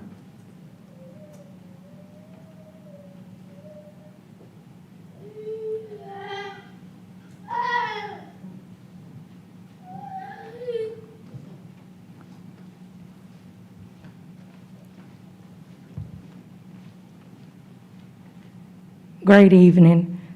Maybe you heard the cries of my child, because we're wondering how would we not be violating HIPAA and creating an environment for segregation. Children like my child cannot get the COVID vaccination. So what would we do then once we disseminate that information out into the school system that he doesn't have the vaccination? Would we then create segregated rooms for people that are non-vaccinated versus the rooms for kids that are vaccinated? That's not something that we're supposed to believe in. Also, HIPAA. HIPAA covers every person, child and staff, as it relates to whether or not they're vaccinated. So our school system would then be putting themselves in a legal situation of what they're going to do with that information. We cannot create atmospheres that's gonna embellish and promote a segregated atmosphere. Now, the COVID testing, I agree with 100%. I don't think that we should just limit it to the faculty. I think that it should be the children and their parents, if their parents are anything like me and actually comes into our brick and mortar building. We should be tested.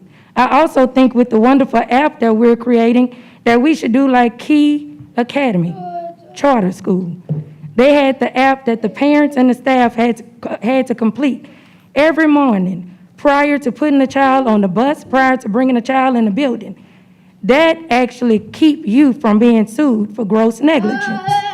So let's create an environment that actually touches each and every child in each and every classroom, each and every day, like the 4 cornerstones of our new strategic plan states. That's all I ask. Let's not segregate, but let's promote inclusivity. Thank you. Thank you, Ms. Corley. Any other comments from the audience? Seeing none, we come back to the board. I'm sorry, I didn't see you. Good evening. My name is Irma Jackson. I'm an employee of EBR, a parent, and the president of the East Baton Rouge Parish chapter of APEL. I am in support of the testing. We are already at a high stress level within our system. To know that everyone around us is safe would be appreciated, so that testing is appreciated. The random testing for students is appreciated. I have a child that is not able to get vaccinated, but to know that he's able to get tested at school and his schoolmates can do the same, that relieves some stress from me, and I know that he'll be in a safer environment. That's all. Thank you. Thank you, Ms. Jackson. Any other comments from the audience? Seeing none, we're back to the board. Madam Vice President. Superintendent, the data that's going to be collected regarding vaccination rates, do we already collect vaccination records for MMR and other vaccines? Hold on one second. Let me can Ms. Stacy Dupree or Ms. Donaldson please come up?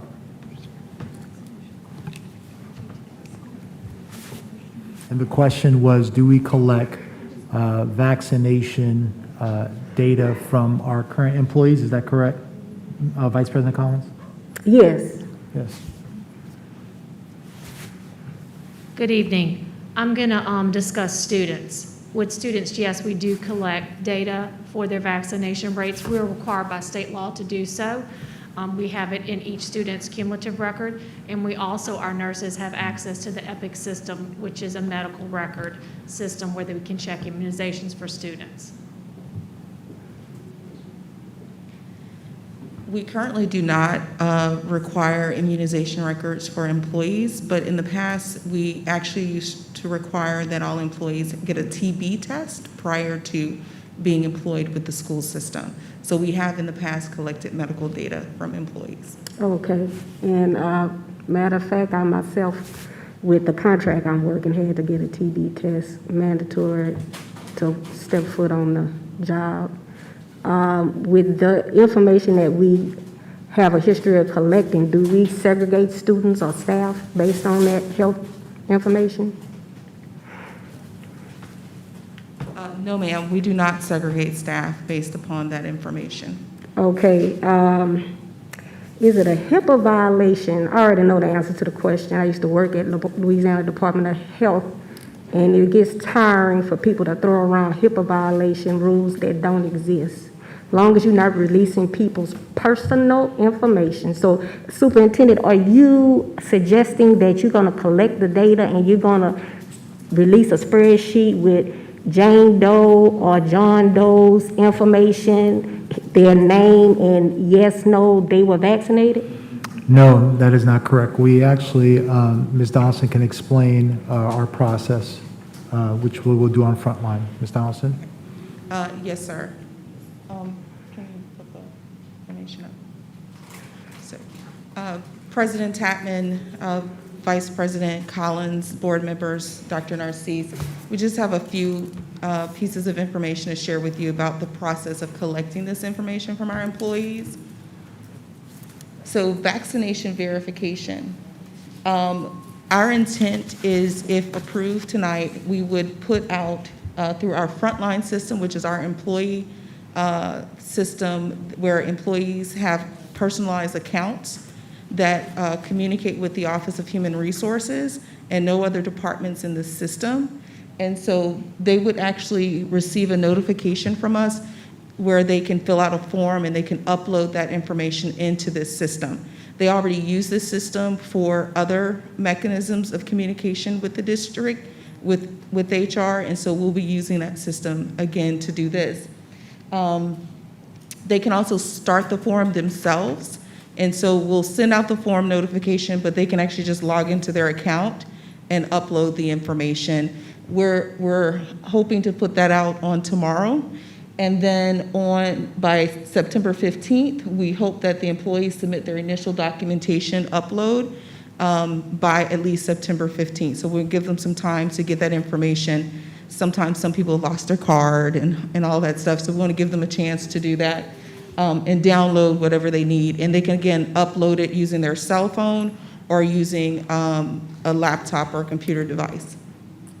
Is there an opportunity to perhaps partner with, I know the Louisiana wallet, I put my driver's license information in, and if I lost my paper card, I could just open the little app, and the departments are talking to each other to help people keep up with their information.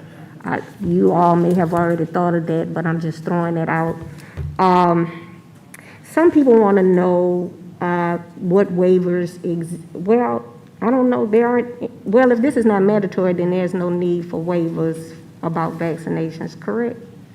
Yes, ma'am. So there's no need for waivers. They just Okay. let us know yes or no. Okay, and I appreciate you all, Superintendent, asking for this. There was a question that was kind of prevalent, at least to people who reached out to me, and when I watched the press conference that was held about our return to school, and the question was asked, well, what's the percentage of our staff that are vaccinated? Because that helps us understand how much risk we're taking. And that's the whole point, or that's one of the points. I'll say that I can't speak for the superintendent, but it's my understanding that some of this is in response to questions that the public was asking so that people can better understand the risk. It might make the difference between whether or not a parent or a family chooses virtual versus in person. If we discover we have a high rate of staff that are vaccinated, instead of us guessing, then maybe that parent might feel safer bringing their child in person, et cetera. And so I know the question of what the point was asked. I just want to lift that up as a possible reason that might satisfy that question. And that's all I have. Thank you. Yes, ma'am. Thank you, Vice President Collins. Mr. Baloo. Thank you. I noticed you left the last part about accommodations for, I think that was people that could opt out because of disability or religious beliefs. I think that was up there when you were considering a mandate, or? Yeah, I mean, yes, Board Member Baloo, like any other policy that is passed, there will be, people can bring in, we would require documentation for any policy that the board approves. And so we would consider that policy, and they would have to show proof on why they would not be able to participate.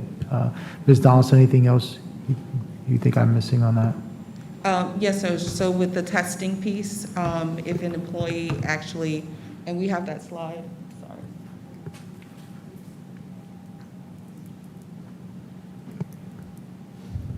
So what if an employee misses a testing appointment? Essentially, we'll just send them a reminder, let them know there's another location that they can be tested at, because sometimes employees are absent because this is going to be a rolling at different locations. And so we want to make sure it's available, the opportunity for employees continuously. What if the employee refuses to test? We want to give them an opportunity to communicate with us initially about whether, why they're not able to test and things like that. And again, we don't want to assume because someone doesn't test on a certain day that their intent is not to test. Next slide. If an employee has a medical reason not to test, they'll be able to submit that in Frontline, just like we have the initial waivers for if an employee can't wear a mask, or they're able to actually put that in Frontline, and it'll notify the Office of Human Resources, and they upload their documentation with regards to that for medical reasons, and also for religious reasons. They have that option as well. Okay, and that applies to testing, not? Okay. Yes, sir. Okay, I just wanted, because on the memo, it mentioned vaccination as opposed to testing. I think that was just an oversight. Yes, sir. But I do commend you for agreeing to treat all employees the same regardless of their vaccination status. I know there's quite a few employees as well that probably have natural immunity from having contracted it in the past. So I do think for employee morale, I think it's wise not to treat employees differently. And also, and I know we discussed it, I know the intention is not to test forever. It's during time of high transmission, and I would encourage us to think of what metrics we're going to use for when we stop testing because there's no way it can't be a distraction right now, but if it's necessary, make sure we communicate what those metrics will be when we're going to stop the mandatory testing. So. Thank you. Thank you, Mr. Ballou. Ms. Dyson. Yes, thank you. So the way that the item reads is that the plan that would be implemented would require, so it is a mandate, to show proof of vaccination, and it's a mandate to submit to weekly testing. And so those are two mandates for all of our employees, I guess, across the district, all 6,000. So a couple of things. I am really thinking about, for one thing, I'm thinking about the logistics of this.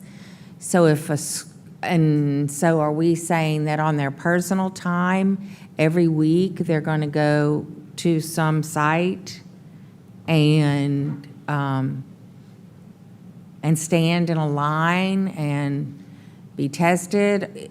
What about the traditional schools that, well, the one traditional high school that has over 1,450 students, and it has over 100 employees, staff, and so are they going to just be standing in a line to get this every week, and on whose time are they going to be doing this? Ms. Dupree?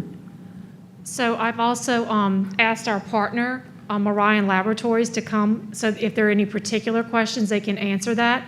But we have a schedule which is set up. For the students, it's voluntary. The parents have to sign a permission slip, which is electronic. So as we roll this out, we'll make adjustments.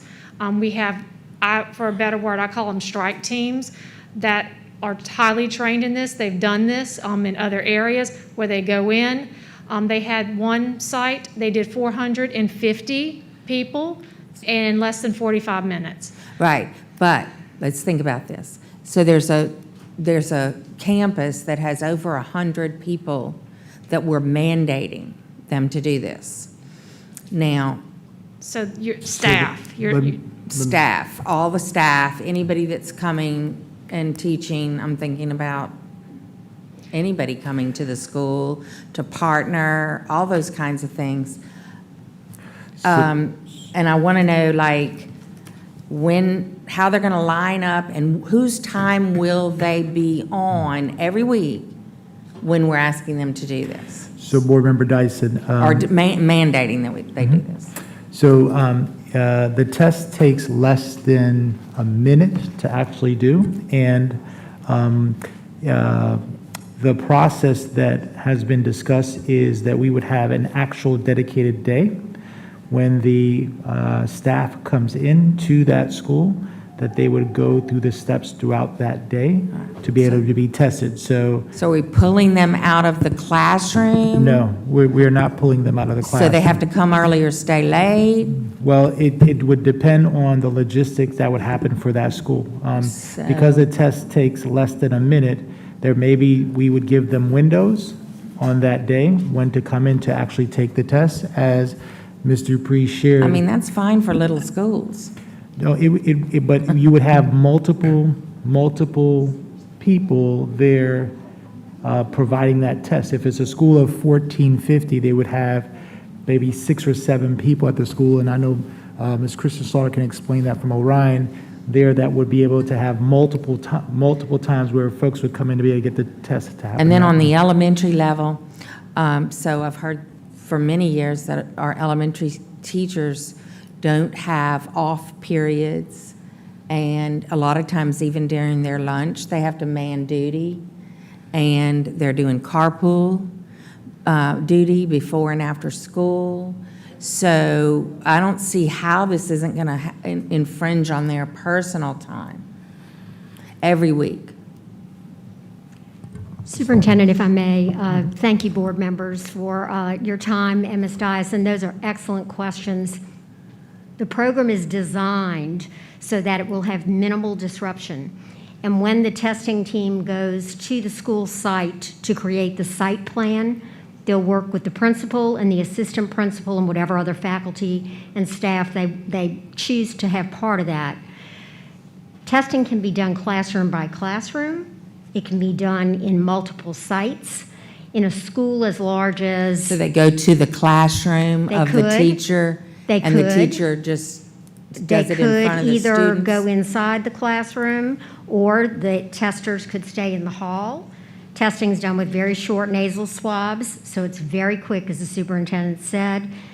Everybody's already registered. It's on an iPad. They identify themselves. They say hello, they test them, and they move on. So it's really designed to have minimal disruption in the school system, and it's playing out very well so far. We had two wonderful Zoom calls today with principals and administrators, and I'll just give you a flavor of some of the questions. Can families participate in this? And in reality, they can if you, for example, are having a football game at a high school. They can call Orion Laboratories ahead of time. They'll bring a testing team, and then anyone who is there who signed a consent form is allowed to have this very high-quality PCR test. This is not a rapid test. This is the test that you pay for if you're going on a trip that's accepted by the airlines. So it's really a wonderful program, and we got very, very positive, very good questions and very positive responses with a lot of thank yous from faculty and staff. So I think your questions are wonderful, and I'm happy to answer any others that you have. The testing that Ms. Dupree was referring to was for Netflix, for a production in New Orleans, where they could not start filming until 450 people were tested. And so there was a great incentive to go quickly. And part of it is knowing in advance how many people are going to show up for testing, and then Orion sends multiple crews of people to do the testing. So in some schools, they might have 2 or 3 pods of 12 testers. In some, they might have 4. They will have the same testing group every time. So the school will get very comfortable with them. The principal is the one who's directing them the first time, and then there's a designee who helps with it. So it really is well thought out. I have to say, I've seen a lot of things that come from the state. This one is a good one. I'm trying to make that as nice as I can. Thank you. Thank you, Dr. Slaughter.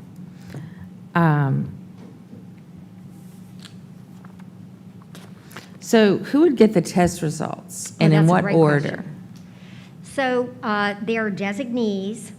The superintendent will have a dashboard that he can access and a portal that he can go in real time. He will see how many people are registered.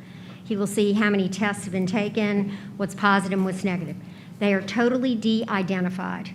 So back to the HIPAA comments from School Board Member Collins, she's absolutely right. HIPAA has to be followed. The lab is CLIA certified, so they have got to use all regulations and be very careful. The technology was done by a company out of California, and it's well set up so that you can designate, for example, if human resources, what you've done before has been fairly manual, and Ms. Dupree was keeping things on a spreadsheet. And as a test would come in, she would notify human resources and notify the principal and so on and so forth. This is all automated, and so everyone will get results. The objective is to have people tested by a certain point in the day, on one day, so that they get their results before school starts the next day, which is amazing for a PCR test. So if your school is testing at 10 a.m. on Tuesday, then before school starts on Wednesday, if your child has tested positive by email or text, you will get positive or negative. You'll know the results, and if they're positive, then they don't go to school. And the same will be true with faculty and staff, bus drivers, et cetera. The reason why you do that is these tests are so sensitive, they pick up asymptomatic individuals. And so the first 2 or 3 weeks that you do it, you're going to pick up some people who don't even know they're carrying COVID. But eventually what you're going to do is be able to reduce that quarantine time, and if they get enough participation in their schools, then people will know that they're very safe because we're identifying people on a real-time basis. And so how does what order does it happen that the information is given when it gets to the staff member? It's really simultaneous, Ms. Dyson. It's all electronic. So when the test result comes in, then it's filtered to whoever it is supposed to go to, and that is decided by the superintendent and the school leader, and some of the professionals that are here tonight. So that's all decided in advance, and then once it happens, then everybody is put on notice that this is a positive result or a negative And then result. that name And it goes from there. is connected to. Not to everyone. So for example, a faculty, a staff member, food service worker, I don't believe Ms. Dupre would get the name of the person. She would know that there was something that happened at this site because all your regular procedures for contact tracing and that sort of thing have to still occur. But the name of the person is not important to some people. Obviously, the principal needs to know who is, going to be out that day so that he or she can make decisions. So all of that is, confidentiality is absolutely the core of everything. Okay, thank you. Thank you. Thank you, Ms. Dyson. Ms. Ware Jackson. Thank you, President Tatman. Just for clarity, I just want to reiterate that we're testing at all the schools, right, on a weekly basis. They're not having to leave every week to go somewhere else to get the test, correct? That is correct, Board Member Jackson. Okay, and just for clarity, we had a parent who came and spoke, and it sounded like there was some confusion around students being segregated.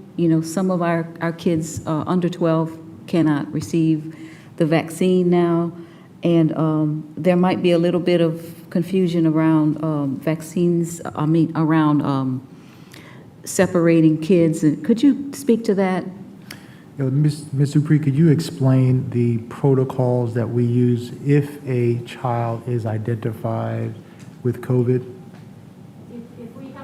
If we have a student who has symptoms of COVID or identified with COVID from this testing, and they're on campus. Now they have to be on campus.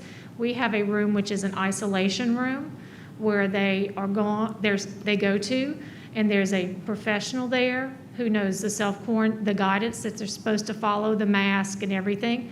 We contact the parents immediately so that they know and they can come pick their student up. The nurse or school staff also has a letter to provide recommendations and guidance on the next steps with their medical provider. If a child is a close contact, that's someone that we found out that there's a case and that child has been within close contact, we do our contact tracing, we look at our seating charts, and we then move those students to a self-quarantine room.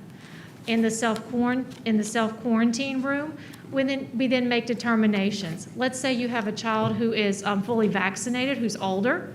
They are close contact, but they do not have to self-quarantine.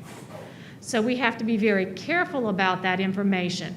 The nurses are very quiet about it, very careful and judicious in making sure that no one is alerted or identified if they do not have to self-quarantine because they're a close contact. Mm-hmm. Is that the question you were asking? Yeah. Mm-hmm. Okay. I think that'll clear that up for them. And one other question that I've received is around do we know what level of outbreak would trigger a school's closure? Ms. Dupree? It's one of those situations where at times it's situational. Really, the numbers we have to look at are the staff, because the staff are what determines if the site can be run in a safe manner. Mm-hmm. Last year in elementary schools, it was about 30%, and that means 30% of the staff had to be out or had to self-quarantine. Of course, on larger campuses, there's a different tipping point because you have many more staff. But we always consult with the Louisiana Department of Health and leadership before any of those decisions are made. If there is an outbreak with the number of cases on a campus, we work with the Department of Health and the Office of Public Health and they help us make those determinations and decisions because they have more of the data that we may not have, that the parents have not reported.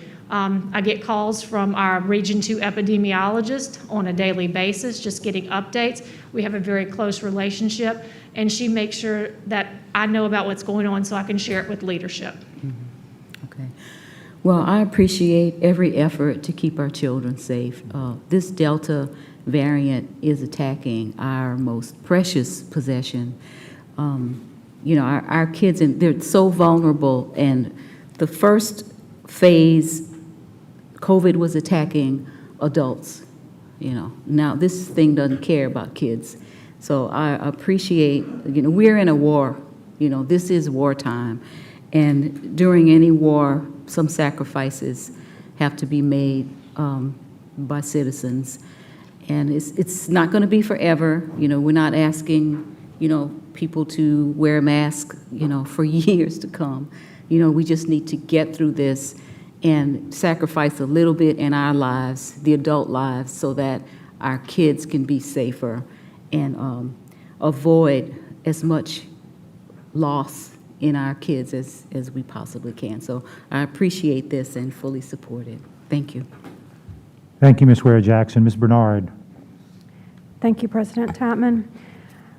I'm going to read the agenda item because I'm very confused by the conversation and the discussion, and I need some clarification. The agenda item says, consideration of a request authorizing the superintendent to implement a plan requiring that all East Baton Rouge Parish school system employees show proof of vaccination for COVID-19 status and submit to weekly COVID-19 testing. So this is not about testing, but the conversation tonight has been about testing. It is about testing. This is about two things. It is about requiring proof of vaccination. It means that you all who work for the school system no longer have the choice whether or not to have a COVID-19 vaccination. It doesn't matter if you've had COVID-19 or not. You're going to get the vaccination and you're going to show us proof. I'm really worked up about this. I think it's a personal choice. I support everybody who is able to get the vaccination, getting the vaccination, but I do not support an employer requiring employees to have medical treatments or procedures. I don't. I think we're opening the door for lawsuits. I'm not voting for this item. If you all want me to bifurcate this, I may vote for the testing. Somebody nod their head right now and tell me what you want to do, because I may vote for the testing. Testing is good. I don't see any issues with the testing to speak of. I think that people need to be given lots of choices. When I'm given an informed consent or some sort of, I saw the one, someone sent me the one that the children's, that the parents are having to sign for the children. It was kind of surprising too because it was 4 pages and they had to fill in their student's name. I want the board to see this. And that is, student testing is a completely different item, but the parents are agreeing to participate in this research. I think they should be able to opt in or out. The parent who was telling me about it said, I don't want my child's information shared. I don't have a problem with testing, but I don't want to share the information. Now, Connie Bernard may want to participate in such research and allow science to have access to every information that they have. But I'm not going to support mandatory anything. We didn't talk so much about the waivers. In Section 17 of the statute, students have waivers for vaccinations. They have 3 kinds of waivers. One is a medical waiver. People who have a child in that situation know what that means, and they know what the condition is that their child is exempted for. The second is a religious waiver.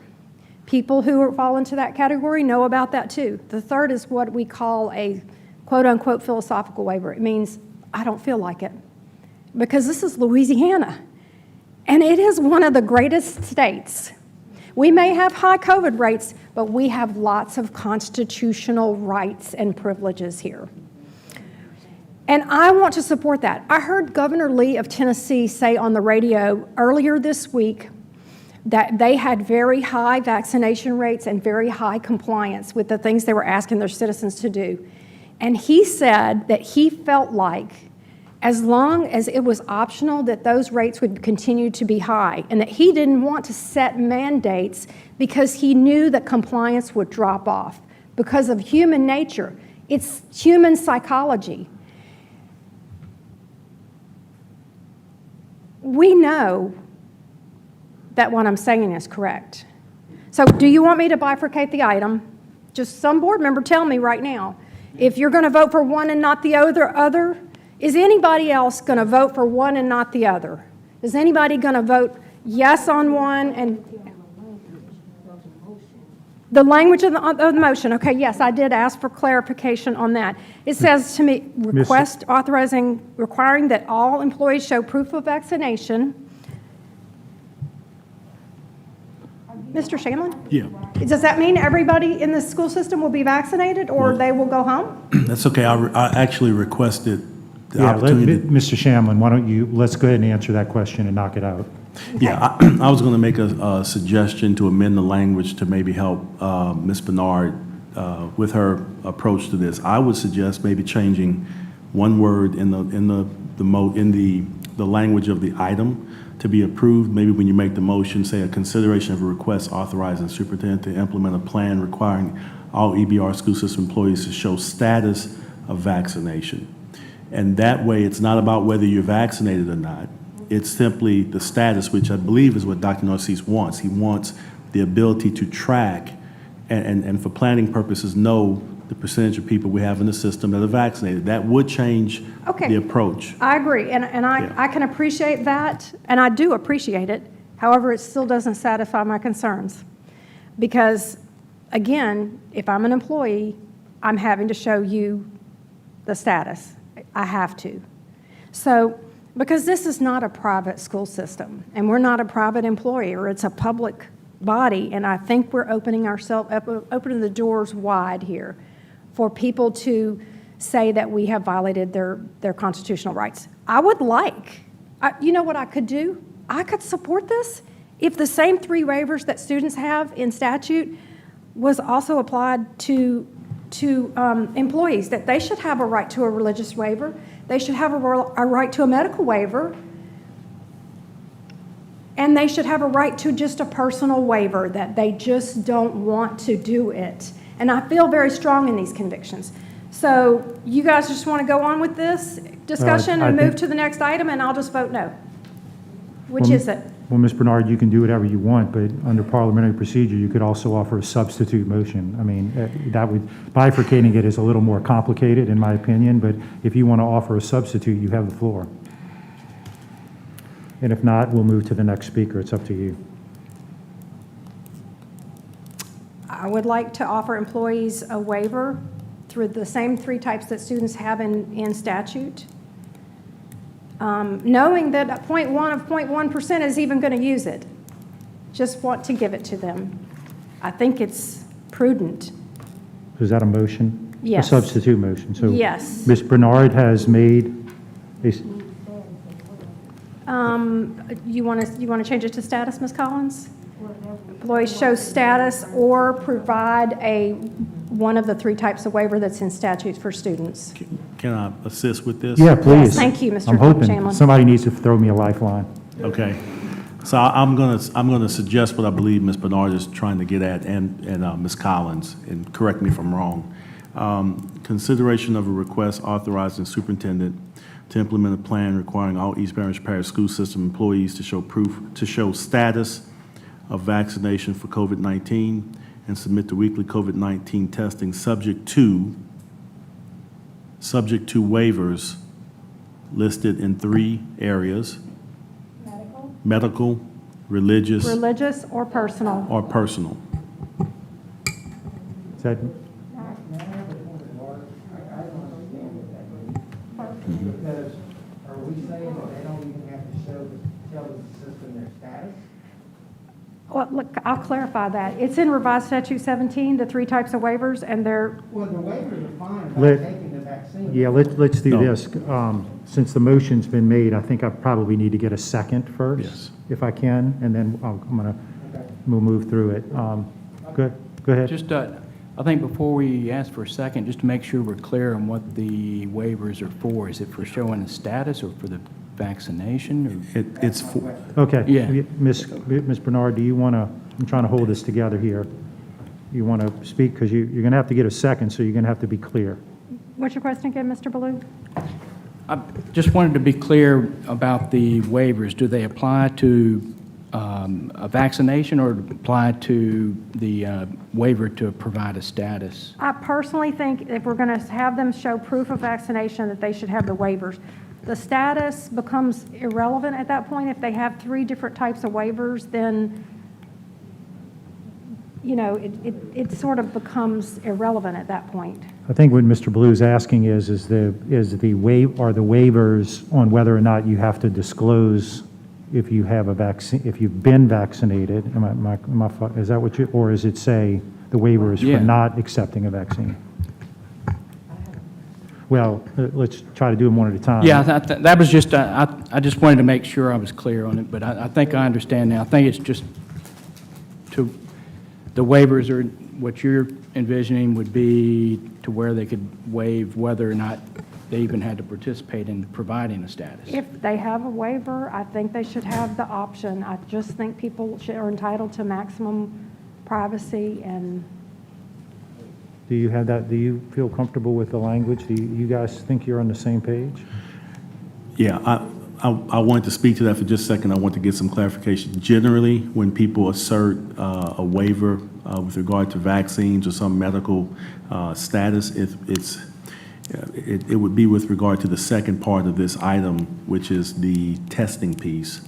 Generally, requiring someone to submit information, I don't believe that I've never heard of any waivers that would apply in a situation where you would say there's a religious reason why you wouldn't want to supply a status report. I mean, and that's just, I haven't seen any legal basis for that. There may be, that I'm not aware of at this point. But generally, it would be with regard to the testing piece. And Ms. that's just a Collins is the suggestion. one who wanted the word status in there on your suggestion. I'm still on proof of vaccine and whether or not they actually, you know, want to take it. Of course, I want everybody who can to take it, and, you know, but. Well, I'm struggling a little bit because we're all over the place on this. And we have an order of people that had pressed to speak. I can go through that. I kind of feel like I need to get a second on the motion. It may help if the mover and the second agreed to friendly amendment to change the word proof to status, because that was the intention of what Dr. Narcisse, maybe that would clear it up, and then we would maybe make it easier to decide whether we're going to need a second or not. I would be fine with that, but Ms. Menard would have to either ask for that friendly amendment, because right now she has a... Oh, I'm sorry. She has a motion for a substitute motion. And Mr. Ballou, I believe the word already was changed in her substitute motion. So it's already stating status. Yes, sir. So do I have a second for... I have to ask a question. Okay. If I don't get a second, then the motion dies for lack of a second. Well, we'll discuss the motion. We'll discuss the motion when we have one. If we don't have one, then we'll be back on the original motion. Is there a second to Ms. Bernard's motion? Hearing none. Well, you'll have an opportunity, Ms. Dyson. You can make your own motion if you like. How about that? Yeah, I'm going to work through it. I'm sorry. I'm trying to work with everybody here because it just makes it a little more challenging, but everybody that's in the queue is going to have an opportunity to make a motion. So, Mr. Gode, what's your motion? I'm just kidding. Well, couple of things. One, I enjoy the conversation. Also, you know, I recognize that it's our responsibility to try. We saw all the data that came up that said how important it is for kids to be in school, because it's the kids that we're here about, and the kids are lacking in their education, and that's something that they can carry the rest of their lives. And so we need to keep that in the forefront, but we also need to make sure that we give them a safe environment in which to get that education. because if we don't, they're going to be virtual again because we're going to have to shut down schools. So, none of this is going to be the way everybody wants it. So with that in mind, I'm going to make my own substitute motion. Yes, sir.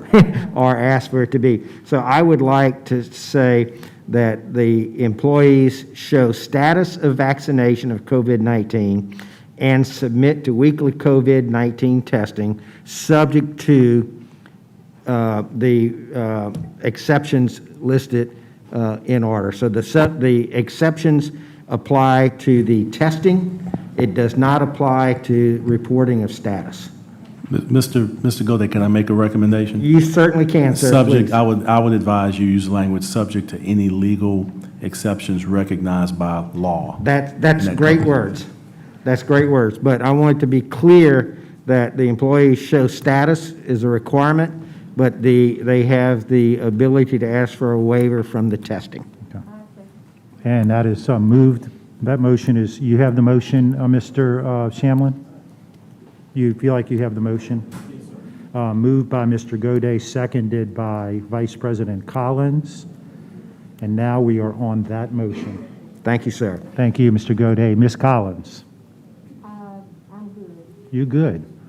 Mr. Ballou, you good? I am, thank you. Mr. Shamlin, you were there for information and advice. Ms. Dyson? I guess it's kind of moot now because there's a substitute motion on the floor.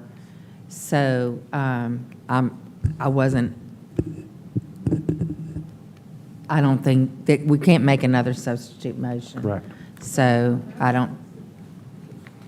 I was going to suggest some wording of the exemptions or exceptions being for both the proof and the testing. You could ask, Ms. Dyson, you could ask for that as a friendly amendment. Yeah, that's not happening. But they would have to agree to it. I would not like to accept that as a friendly amendment because I think it's too critical for the safety of our students to know that who's been vaccinated or not. And I do not think that that is such an impingement on someone's personal rights just to be able to give the status of whether or not they're vaccinated. It's not asking them to take any action or do anything. It's just knowing what their status is as a protection for the rest of the students. So I do not accept the amendment. Okay. So, Ms. Dyson, you still have the floor. Thank you. That's it? Okay. Mr. Howard? I just wanted to gain some clarity around the substitute motion related to the exemption. So I could see if the superintendent was saying that mandatory vaccinations were going to be taking place for the employees, which I, as a board member, would support. So I'm just putting that out there for the public. But in this particular matter, he is only requesting to require proof of vaccination and whether vaccinated or not, and subject yourself to weekly testing. There should be no exceptions to the testing part. Like you're being tested. Like there's no infringement on your medical, nothing. You're coming into a building with kids where we want to provide a safe environment to learning. There should be no exemptions to taking a test. You're showing whether you have COVID or you don't. There should be no personal, unless there's a medical reason where you can't put a swab up your nose, you shouldn't be exempt from that. You should be required to show proof, vaccinated or not, and subject yourself to testing, period, if we want to keep these schools open. So I don't support any exceptions to testing, because that's as ridiculous as this entire conversation has been.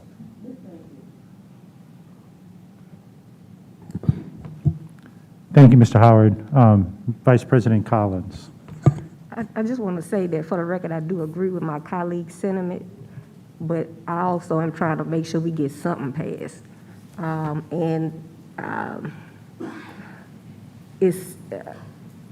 To me, this is a reasonable, though, again, I would personally, if the vote was put to me to vote for mandatory vaccines, yes, I would vote for it. But I just don't think we would have the votes. And so I support this as a reasonable compromise. I do, and I would like to see more thorough research about what the law says on waivers on the testing, because I don't agree with personal just because you feel like it. At a later time, just follow up with me on it. Thank you. I know we can't get it in this moment. Thank you, Vice President Collins. Since we have a substitute motion, we will go back to the audience on the substitute motion. Huh? Uh-huh. Yep.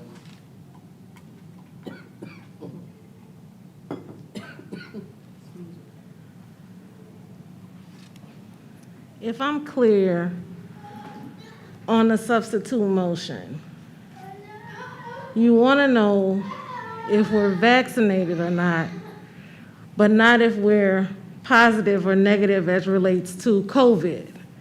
And we have to sit in PLCs, faculty meetings with each other to prepare for the success of our students. We are stressed. I am confused about why mandatory testing is a problem. I want to ensure that I'm safe and everyone that is a part of that faculty is safe as well. We have lunch breaks, planning periods, 30 seconds to a minute out of our day is not going to harm us to ensure the safety of ourselves, our families, and our coworkers. There is no reason mandatory testing should be taken off the table.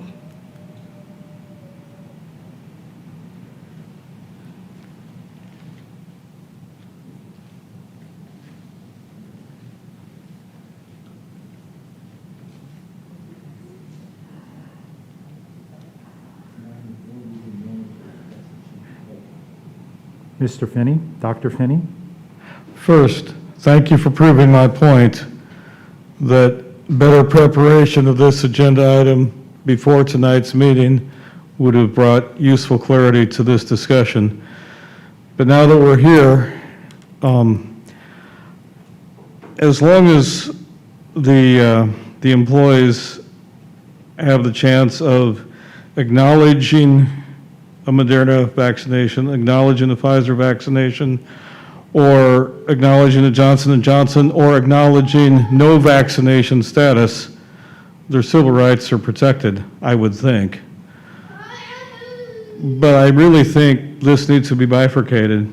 You need to have a clear discussion that deals with whether employees are expected to report their vaccination status, and then separately, independently, you need to talk about whether employees are required to test, what waivers are possible, and what happens if there's a positive test. This is way too complicated to try to save time, shove into one little neatly disorganized box and just pass something, and then nobody knows what in the world you did, including all of you and the people that work for the system. So this motion is better than the first one, but it would be improved even better if you bifurcated this into the two separate topics that it needs to be. Thank you.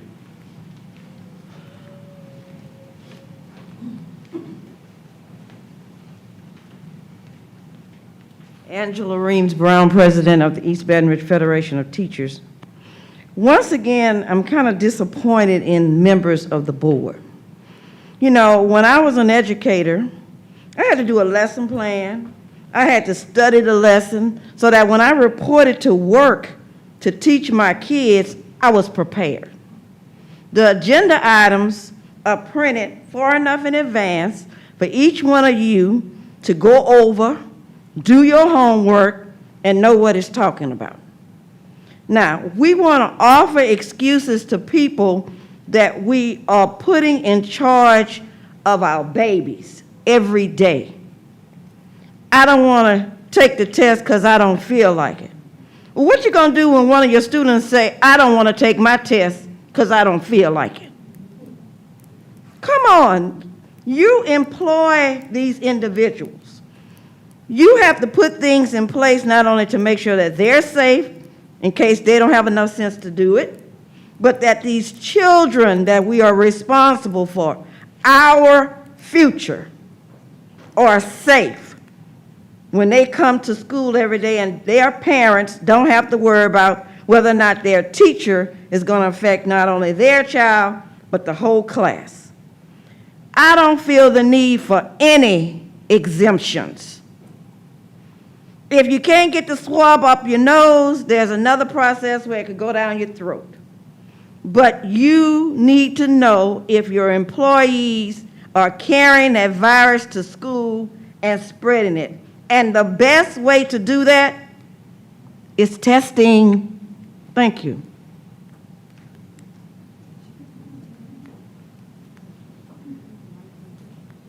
You may want to go to that mic. You may want to go to that mic. You can lift it if you like. Sure. Again, my name is Daniel Lampford, and my concern is about the vaccination status. I just want to make sure that we don't use that information to discriminate against people. And I want to be clear about something. Even if we don't do that, I'm concerned about all the encouragement to be vaccinated, because the vaccine effectiveness has significantly dropped. Went from, for the Pfizer and AstraZeneca vaccines, I just read about how they went down from like 86% and, well, like for the Pfizer, it went from like 86% to 75%. And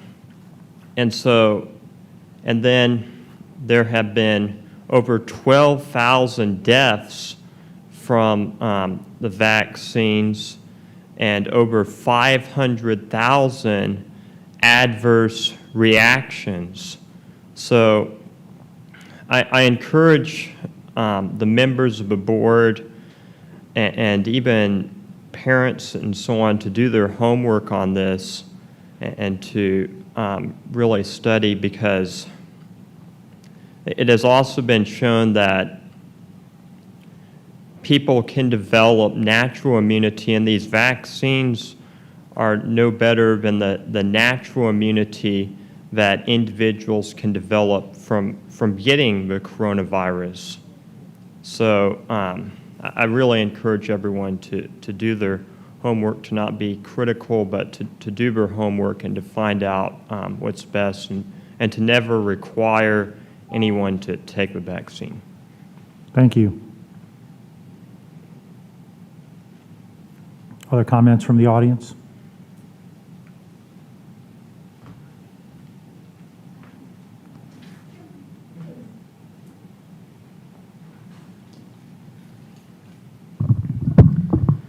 Good evening. The first thing that I think that we need to address here is the question about personal freedom. The first thing is this: when it only affects you, that is your choice. You know, the belabored phrase, my body, my choice. When it affects others, at the very least that we can do is ensure that we know the status of whether or not someone is bringing in a potentially novel, deadly virus into schools, not only affecting the children, it affects the support staff, it affects the teachers, it even affects the the nice old lunch lady who serves lunch every day. People have the right to know about their health status in their schools. When it comes to the point about vaccinations, I'm not a qualified medical scientist, although I did pass the Louisiana biology 10th grade curriculum. So the main thing I just want to, say here is that if we're going to have a conversation about vaccines, I think it's necessary to have that conversation. I'm not one to, kick out a healthy debate. But one of the main things that I want to kind of dispel first is some of the points that are kind of flying around right now that you may or may not have heard during these turbulent times surrounding vaccines. The first is when it comes to the natural immunity question, that all lies on the point that someone is going to get COVID and someone is going to more than likely die, because this affects people in many different ways. The second point is that there are a bunch of articles running around right now talking about, efficacy going down. I can't necessarily dispel, but also I can't support that these things are going out there. I haven't seen any reputable sources saying that, because efficacy might have gone down slightly over the rate of infection, what they are still saying is that even if you do get it, you're not going to die. And I think it's important to realize that we need to, kind of just be stark about these questions, right? Ask people, would you rather have a headache or would you rather be dead? And I'm pretty sure most people with some common sense will probably say, I'd rather keep living. You can take a Tylenol. You can't come back from death.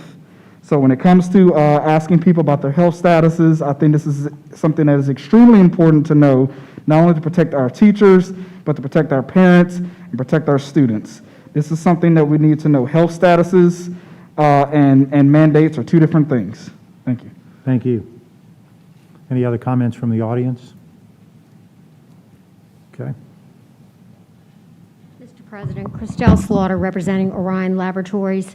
I just wanted to go back to a comment that Ms. Bernard made earlier about the consent form. Parents have the opportunity to opt out at any time, even if they register. There are incentives for participation in testing. So when someone registers, they get $25. They're given $10 per test, as long as they have 3 tests out of the 4 weeks of the month. The money goes into either a special account for that student or staff member or on an electronic card. So the schools will not be handling money. But there are incentives to test. But a parent, Ms. Bernard, could sign their son or daughter up and then decide, well, I signed you up just in case, but I don't want you to test until we see what happens. And that's perfectly all right. So they can opt in and out. Thank you. Any other comments from the audience?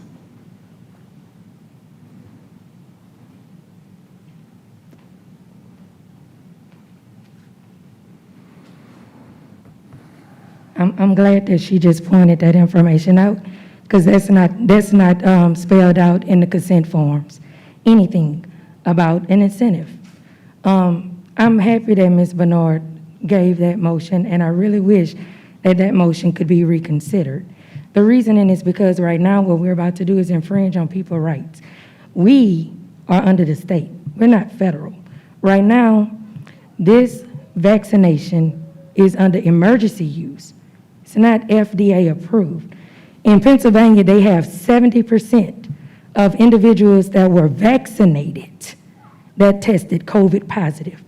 There are multiple people that have COVID-19 that are considered as breakthrough cases that received both shots. That's the reasoning now for the booster that Baton Rouge General started administering on Monday. Let's be real, people. We are going to create a segregated environment. I heard Ms. Dupree talk about the children being in isolated rooms. That's not true. I saw that with my own eyes on yesterday and the day before. The kids were seated at the door, COVID positive, and they had the nurse in the clinic that has to service all the other children dealing with the ones that are COVID positive. We cannot keep telling fabrications, but we definitely need to tell the truth. That information I'm giving you was dispelled on World News by David Murrell. You can go back and Google that. But what we are going to do, we should say COVID testing, but I do ask one other question. Who's going to test the testers? Because she said the pods have 12 people that will go out to test. Are the testers being tested? Because they could be bringing COVID back into our facility. So we do have to take into consideration what exactly are we going to do, but it actually have to make common sense. And right now, it's not common. Thank you, Ms. Corley. Any other comments from the audience? Seeing none, we'll go back to the board. Mr. Goday. Yes, I just wanted to make a couple of points. I am also, like Board Member Collins, is that I would vote for the original motion. I do think that that's something we need to do to protect students, but I'm trying not to let perfect get in the way of good. And if we can pass this and get started on this, at least that's a way to get started and start providing some protection to our children. Secondly, a lot of people talk about doing their homework. And there's a lot of information out there. If you're getting it off the internet, it's probably wrong. Some people talk about numbers. There's the critical numbers. 89% of the 89% of the cases of COVID right now in Louisiana yesterday were people who were not vaccinated. 80% of the deaths in Louisiana were people who were not vaccinated. 91% of the people in hospitals on ventilators are people who are not vaccinated. Someone threw out a number about the number of deaths. I have no idea where they got that from. The CDC official numbers say very few and less than 100 in that. And, you know, when you start doing medical data, there's always some of that. All I can tell you is that Baton Rouge in particular is under stress. Many of you know I have medical people in my family. My daughter has had to go spend nights at the hospital because they're so short-staffed that they're turning in all of their patient rooms into COVID rooms.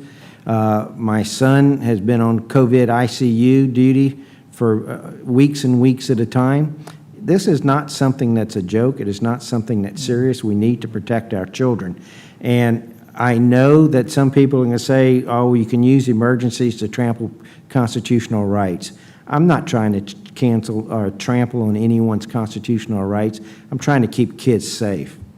And, you know, we can require kids to take vaccinations. I'm a little bit surprised that we don't require people to show proof of vaccination when they become employees, something we might ought to think about. But this is something that's serious. And I'm going to vote for the substitute motion I put on there just to get something going. We need to get this moving, and I would hope my fellow board members would do the same, because every day we wait is a day that potentially we make it more unsafe for our children. And this Delta variant is attacking children, much more so than the other one did. And I'm not trying to be fearful for people. I mean, you know, we can get this under control, and we need to have kids in the classrooms because we're doing long-term damage to their future if we can't educate them and get them prepared for their life. So with that, I hope everyone can pass this motion, and then let's get on with the other things we need to do. But this is something that I take very seriously. I do not say I have all the answers. I know I don't have all the answers. I don't think anyone has all of the answers. But not doing anything and not doing what we can with minimal intrusions on people's privacy is, I think, the right thing to do. Thank you. Thank you, Mr. Godet. Mr. Shamlin, I had you in the queue. You are out. Ms. Dyson.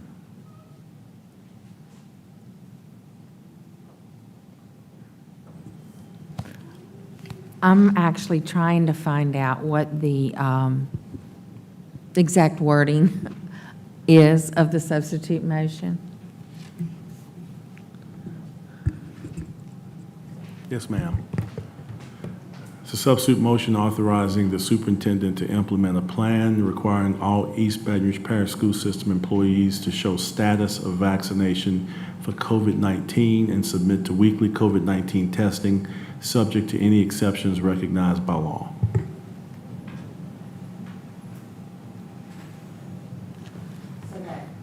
That change where she was spelling out the three different, and you grouped it as just by law so that it would cover anything, but then that doesn't give me a lot of clarity on what is it that is covered by law.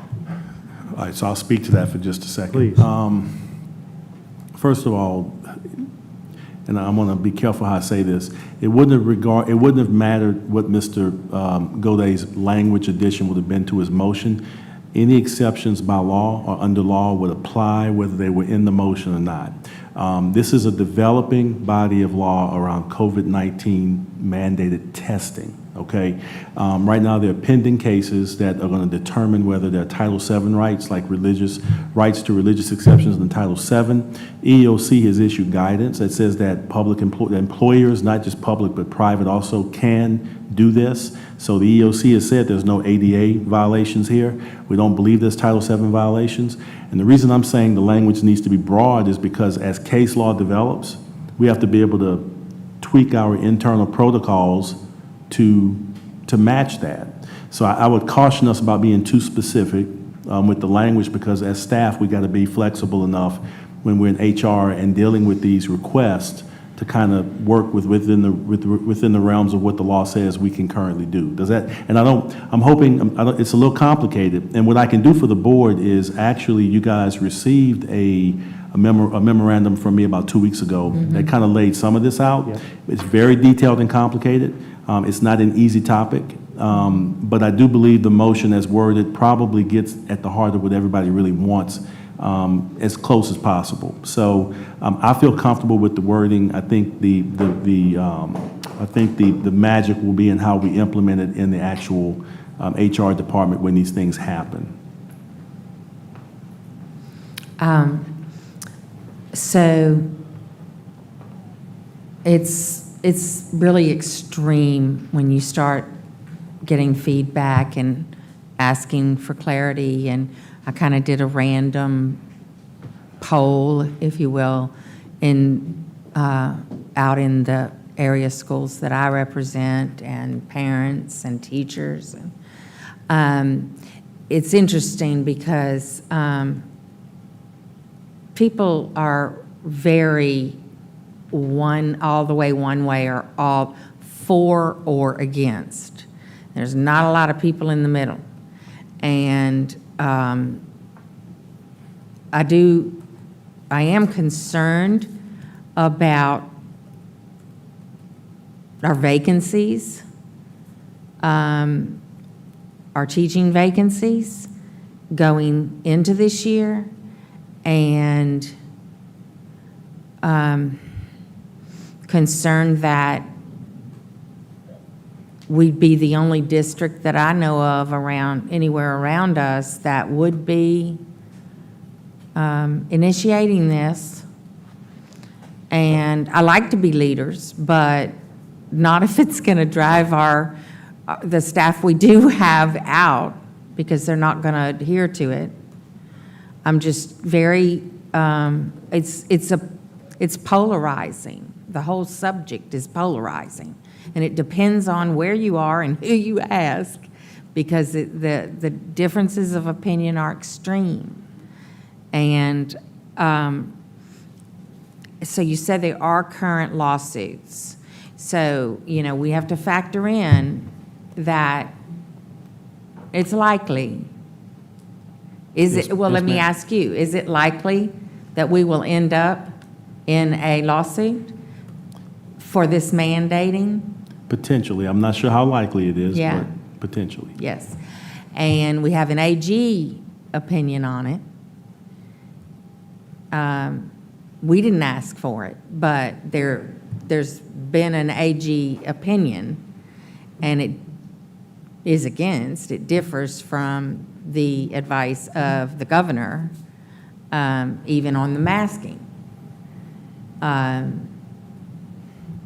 So, and I know we've lost a lot of students because of us requiring masking. There's a lot of homeschooling co-ops going on these days, that much more. And so I'm just concerned, what kind of budget do we have for this type of litigation? Because I'm very concerned that it's going to be broad. And, I really do care so much about the whole and the population health issue that this is. But I also believe in personal health care decisions. And so it's just a difficult one. And I think we have to go into it if this happens, we have to go into it with some dollars in the bank for some time with litigation. And I don't think you'll be the one, so we'll have to probably have an external litigators. So that's a budgetary item. Thank you. Thank you, Ms. Dyson. Ms. Bernard? I was just going to ask for clarification on the motion, but Ms. Dyson did that. Thank you. Thank you. Seeing no other questions from the board, Madam Secretary, we're on the agenda, the substitute motion. Can you please conduct the vote? Please vote.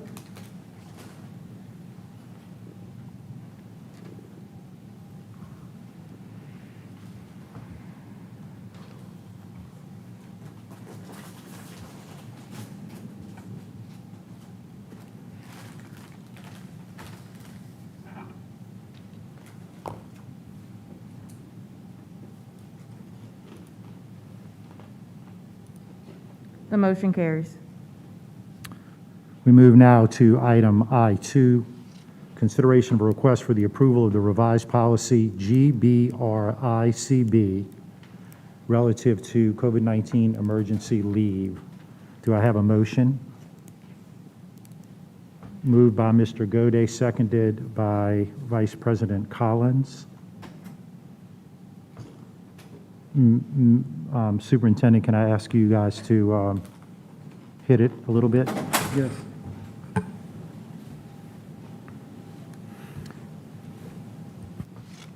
Just kind of wait. Yeah, it's I2, the policy revision. Just for COVID leave. Yeah, COVID leave is Yes. with COVID-19 emergency leave. Yes, if I get Ms. Donaldson, please come up.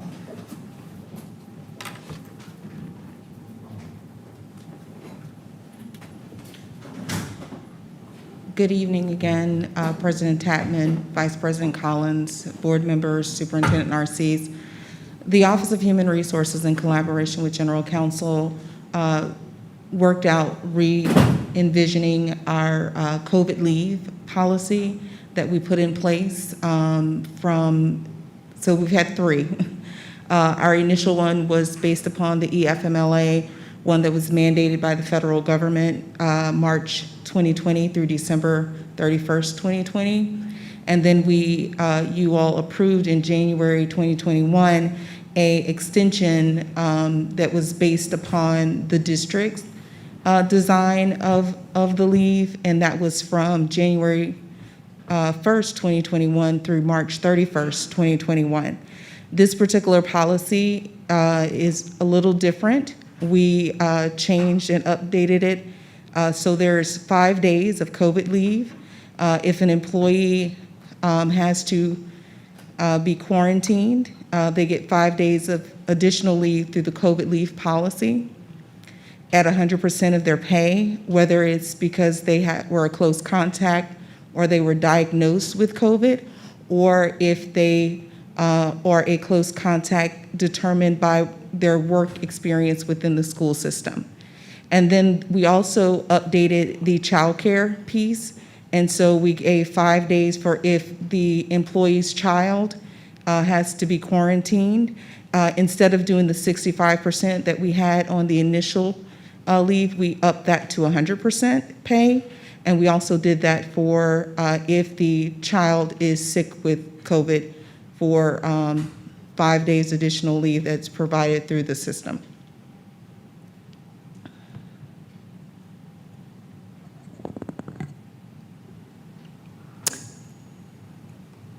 You, board member Howard, you wanted to? Yeah, I was just get some clarity around. I appreciate the additional. That was one of the concerns that I had about when we didn't have any emergency policy for this upcoming year. Parents were calling like, "Hey, my child tested positive X, Y, and Z." But I was wondering because it's 5 days. If a person is asked to quarantine, in theory, they're asked to quarantine for 10 days, correct? Yes, sir. So how do we solve for multiple options of quarantine? Because with the uptick in testing, there's obviously going to be an uptick in folks that are testing positive. Have we thought about ways to mitigate that? I know we talked last week about what the original policy says as it relates to leave and 65%, but have we thought about like the multiple quarantines? Is this 5 days one and done, or is this just for every single time you have the quarantine, or how is that going to work? So there are three different major types. So you have the initial, which is the quarantine, and then you have one that is based upon if it's in the workplace. In other words, I'm a teacher at wonderful elementary school, and I was designated a close contact. I can use it for that point, but then maybe 3 months later, I am actually positive with COVID. I can use, and because my close contact, or I have notification based upon that I'm an employee and it was due to something related to that, I can actually use it again. So it is multiple, like it's not a one and done. Gotcha. It's really dependent upon case by case. Gotcha. So one time you can be the actual person who tests positive, the next time you can be the close contact. So I just want to see if it's one of them. So I appreciate the ad, because before they didn't even have these 5 days, so I appreciate that. And I would also like for us as a district just to consider as the variants mutate and it gets, I don't know, hopefully we get this under control at some point, to how can we add additional days to that, because I can just see where school districts have had to shut down complete school systems. So just thinking about additional ways to add to this if we see that it persists as a problem in this fluid situation. So thank you.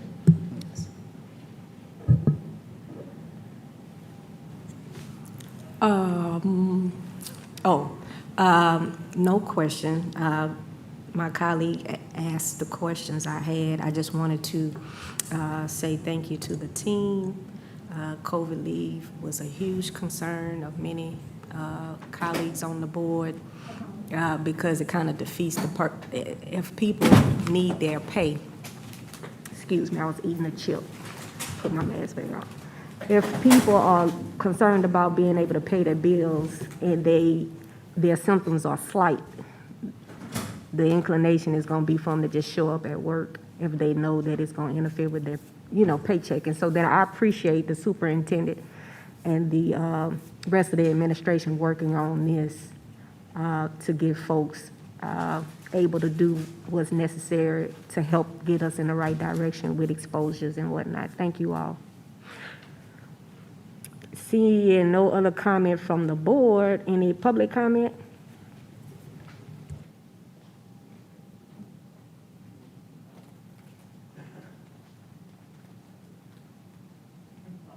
To mention, again, my name is Daniel Lampford. I'm an ESS paraprofessional at Jefferson Terrace Academy for the EBR school system, and I got my data on the adverse reactions and the deaths from... I'm sorry, do you have any comments specific to employees getting COVID leave? Okay, I'm sorry, no. That's okay. All right, thank you. Next.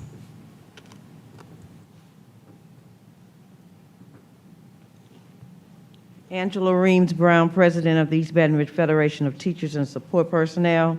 I'd like to rise to say thank you to the superintendent and to the staff for making it possible for our employees to have COVID leave. The school year has been short so far, but the majority of the phone calls that we received in my office were concerning the need for COVID leave. If we're going to continue face-to-face learning, we do realize that employees will become ill, either with COVID themselves or with being in the vicinity of one of their students with COVID. And so we don't want them to worry about how they're going to pay the bills, as Ms. Collins said. So this is a form of relief. 5 days is good. Of course, we would like to have more. So as we move down the road and determine how bad this variant is going to be, I would like for the board to consider additional days from those 5. Again, thank you. Thank you.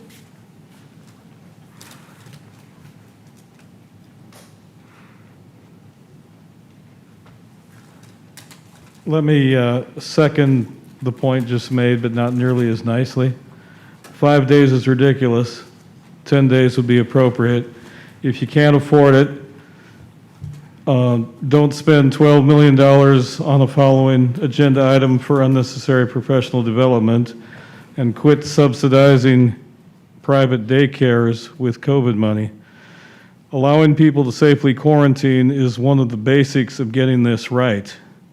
5 days is not enough.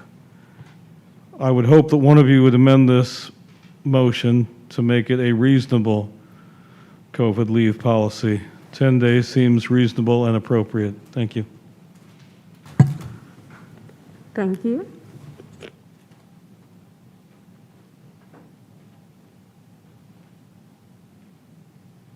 Hi, good evening. Frankie Robertson. I am with the Amandla Group, and I'm here today on behalf of Louisiana for Safe Schools and Communities. I do want to commend the board for making the recommendation to provide COVID leave to school personnel. I would like to stress that on behalf of the coalition, 5 days is insufficient. We do ask that you reconsider the amount of time that we are giving our precious school personnel to recover from a deadly virus. I do know individuals who have had COVID, and I do know many individuals whom, while they were sick with COVID, received communication from their employers asking them when was the last time they had a fever, when can they come back to work, and those things are very insensitive. We're asking a lot of school personnel to have to go out on the front lines to put their health at risk, put their lives at risk, put the lives of their family members at risk, only to say, we're going to provide you a small amount of leave, and please hurry and come back to work as soon as you can. So we shouldn't focus on doing the bare minimum. Certainly is better than nothing, but why do we have to start from the bottom when we can provide something that's adequate for individuals to truly recover, not only physically, but mentally from having an exposure with COVID?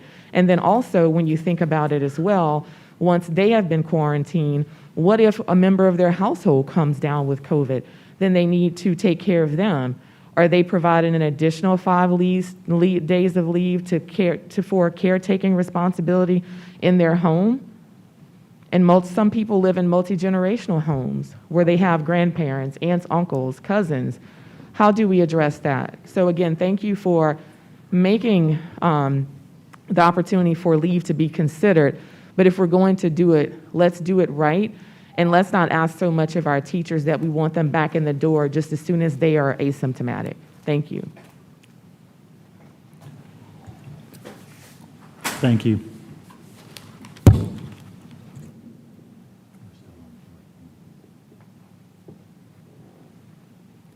I'm too short for this mic.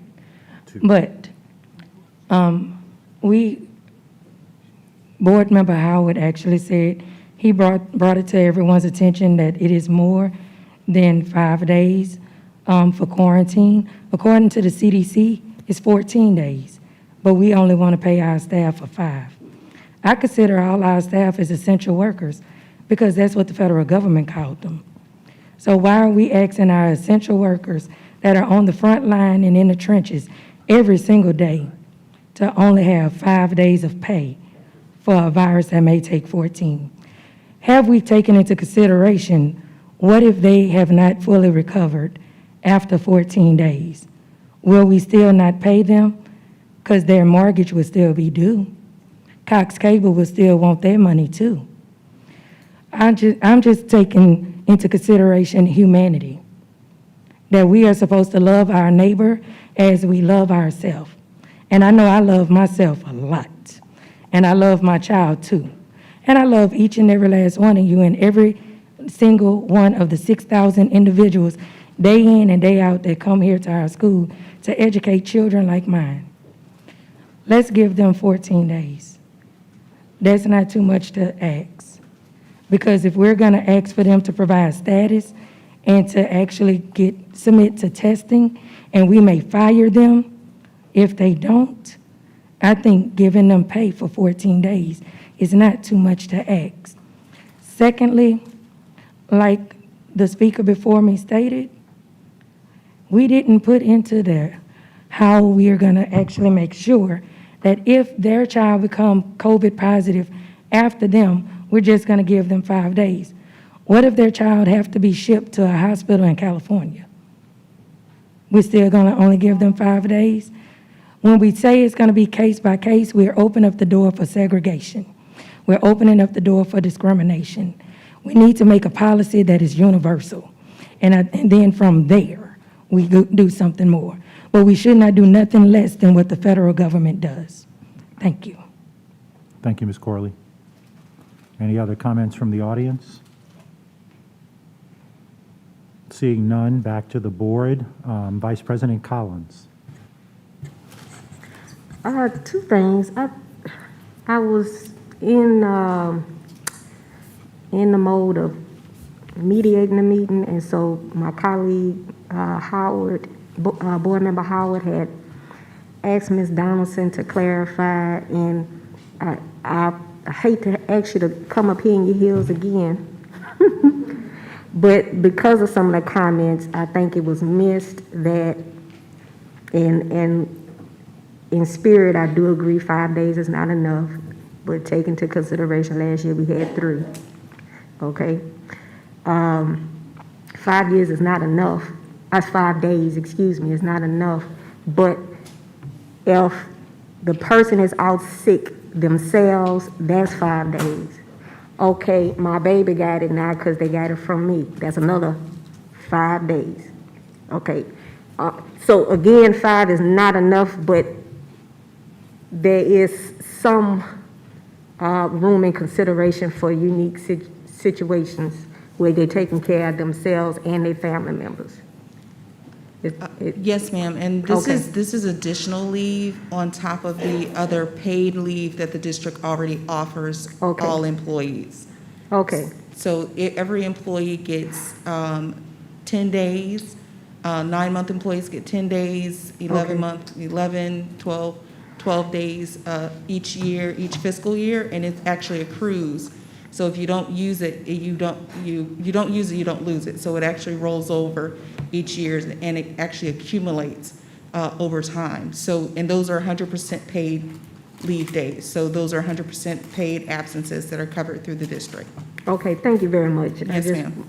Again, in a perfect world, we could maybe do more, but just to make sure that people understand what it is they are agreeing and disagreeing with. I appreciate you giving that clarity.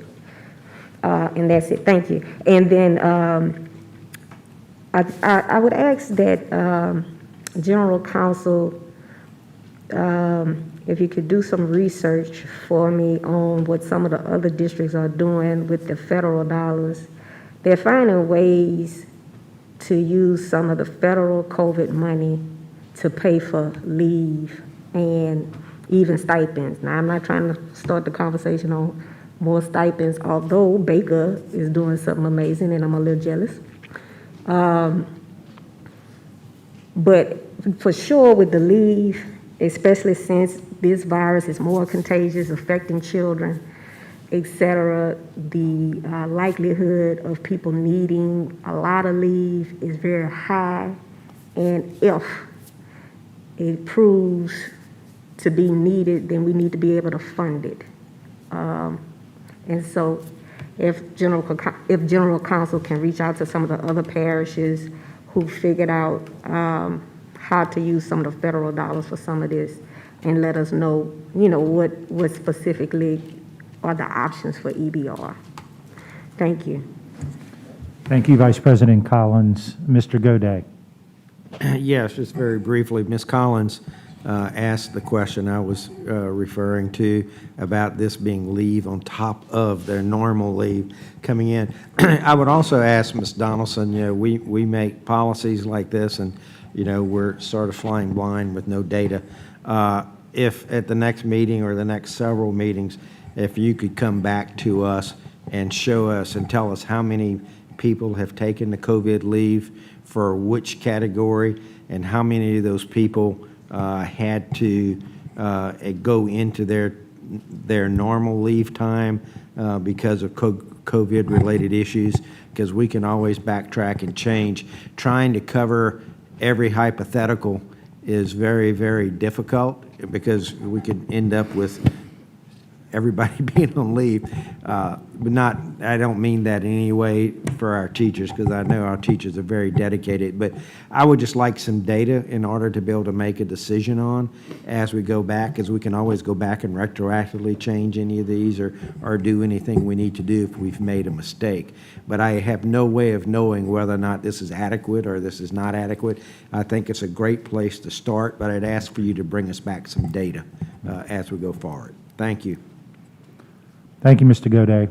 Seeing no other comments from the board, Madam Secretary, will you please conduct the vote? Please vote.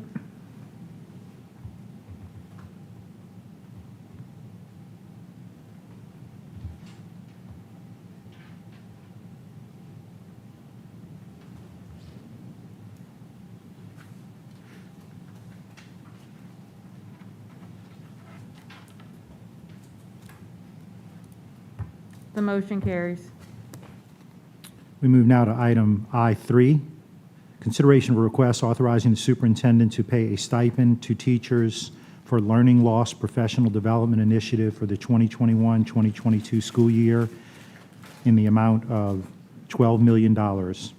Funding source ESSER 3, Action 2. Do I have a motion? Anybody want to make a motion? Mr. Ballou will make that motion. Thank you, Mr. Ballou. And Ms. Ware-Jackson will second it. Ms. Dyson. I have a question on this item. I don't see like up to this many teachers or how they're going to apply to participate. Or if I see there's a dollar amount, but at what point do we have to shut it off or? Yes, Board Member Dyson.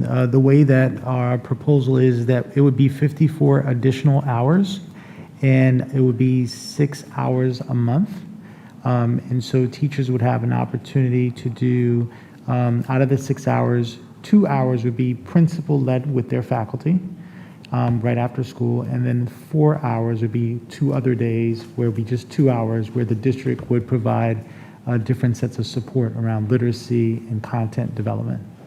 So does this cover any teacher that wants to participate across the entire system? Yes. Or do we have a cap on the number? No, it would cover all teachers, and it would not be mandatory. It would Right. be chosen by them, and then they would be paid double. So instead of their $25 an hour, they would be paid $50 an hour for those additional hours. And this would be like done after school? Yes, so the way that we looked at the process was it would be 6 hours per month, so 2 hours after school's dismissed, and we would do it that way, just maybe like every second Monday or Wednesday or Friday, where if approved tonight, we would send out a calendar of the 3 days per month with the available professional development available. It would also be school site based, so even the district component would be sent out to schools, so teachers wouldn't have to go to a location or anything like that. Very good. Okay, thank you. Thank you, Ms. Dyson. Mr. Howard. Thank you, President Timon. I support this motion and understand the importance of learning loss as it relates to professional development. But again, I just want to reiterate the importance of us getting that chart around how we're spending ESSA money and it relates to sustainability of this money, because every day that we don't have the chart and we approve more money, we're losing out on an opportunity as a board to collectively make wise decisions as how we're spending this money in order to sustain this money. So I would just reiterate the importance of needing that chart as soon as possible to make better decisions as a board with this money. Thank you. And board member Howard, we are working on a chart to actually show public facing where we're putting the dollars. So we can also show what our return on investment would be as well. Thank you. Thank you, Mr. Howard. Seeing no other questions or comments from the board, we go to the audience. Are there any comments from the audience on this item?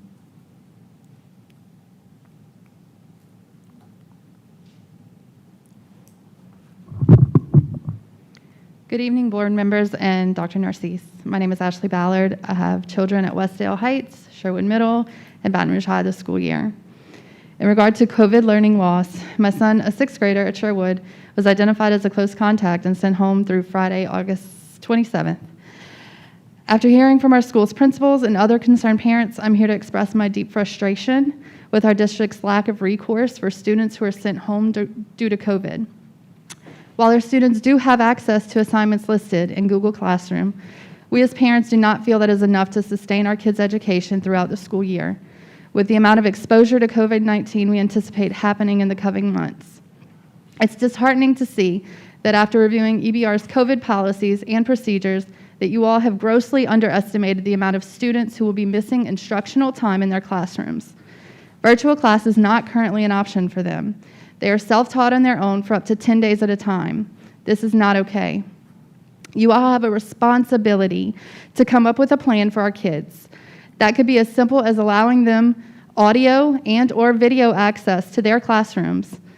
We are not asking for synchronous teaching. We are simply asking for access to the teaching via audio and/or video clips that could be posted at the end of the school day for each class period. Our students have a right to this information and do not deserve to be at a disadvantage for something they have no control over. I'm asking that you consider this solution or any others that will allow our students access to teaching and learning and not simply posting assignments. Please offer our kids these accommodations. Thank you. Thank you for your comments, Ms. Ballard.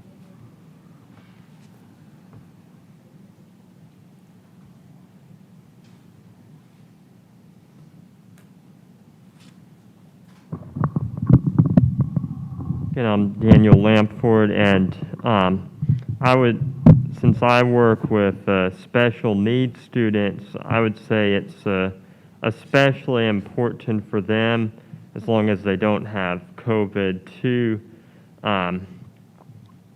be at school, because when they're at home,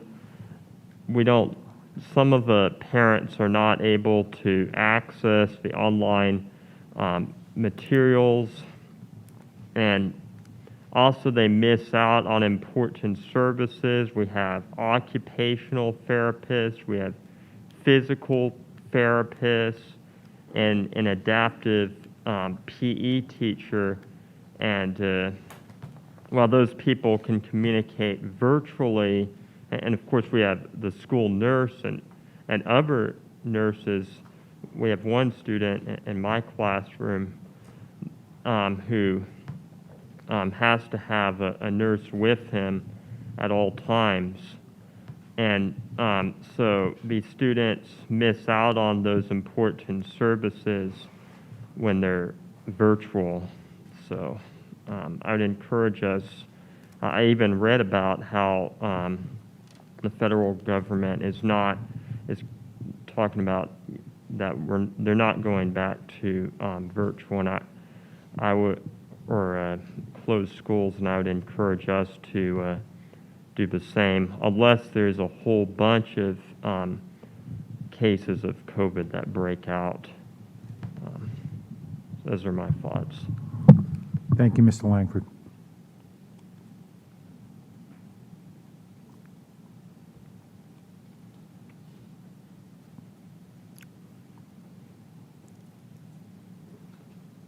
On the basis of a one-page memo, you're all about to mark your yes vote and write the superintendent a $12 million blank check. That's outrageous. $12 million could give a $2,000 across-the-board pay raise to your employee base. $12 million is probably enough to put really good cameras and audio systems into every classroom, although that's just a guess. $12 million to, for one thing, I don't get even allowing a lot of a high percentage for fringe benefits. I don't see where, if you gave the 54 hours of mandatory boring meeting time to every single teacher, how that uses up $12 million. And of course, there's no supporting fiscal note attached. You're just going to write a blank check. And then you'll be wondering why all that money is no longer available to spend on things you could spend it on, like maybe improving the filtration and the airflow in every single classroom. Professional development, I don't think, is the problem. For $12 million, you could hire about 200 more people, a combination of teachers and paraprofessionals. Could and should. If the week of professional development before the school year started wasn't sufficient, then maybe that money should have been better spent.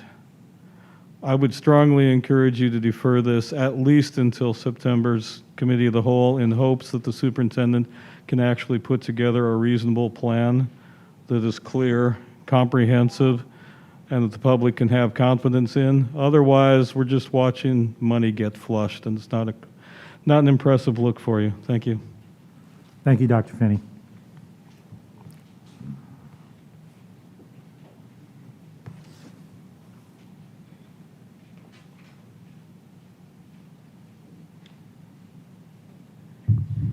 So I'm going to start off by asking, how are the children? And the children are not okay because the staff are not okay, because the staff is suffering.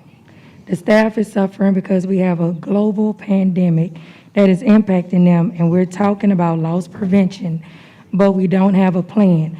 We ask our teachers every single day to come up with a teacher's plan for the next week so that they can disclose to the system on how they plan on educating our children. And every single school board meeting and committee of the whole meeting, I come and speak about our children with disabilities, because every single state in this country has talked about how children with disabilities were the most impacted and affected and had an extremely loss of free appropriate public education. Our children with disabilities are never considered. But yet, we want to give our superintendent money for a plan that don't exist. I strongly encourage that if you're going to make a plan, that you have Dr. Robinson and Mr. Smith make that plan and present it to this board before we write a check. Because Mr. Smith and Dr. Robinson can do it. He is our chief academic officer.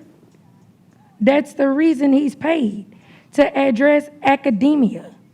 And academia is a loss right now in COVID world. You have many children with disabilities, such as those with CVI, those that have to use eye gaze systems, that are not getting free appropriate public education by EBR school system. I know, because I advocate for these parents day in and day out. We need to make sure that each and every child is addressed. That's our new motto. If we're not going to live by that motto, then let's just say we're going to make sure the hand okay and forget about the head. Thank you. Thank you, Ms. Corley.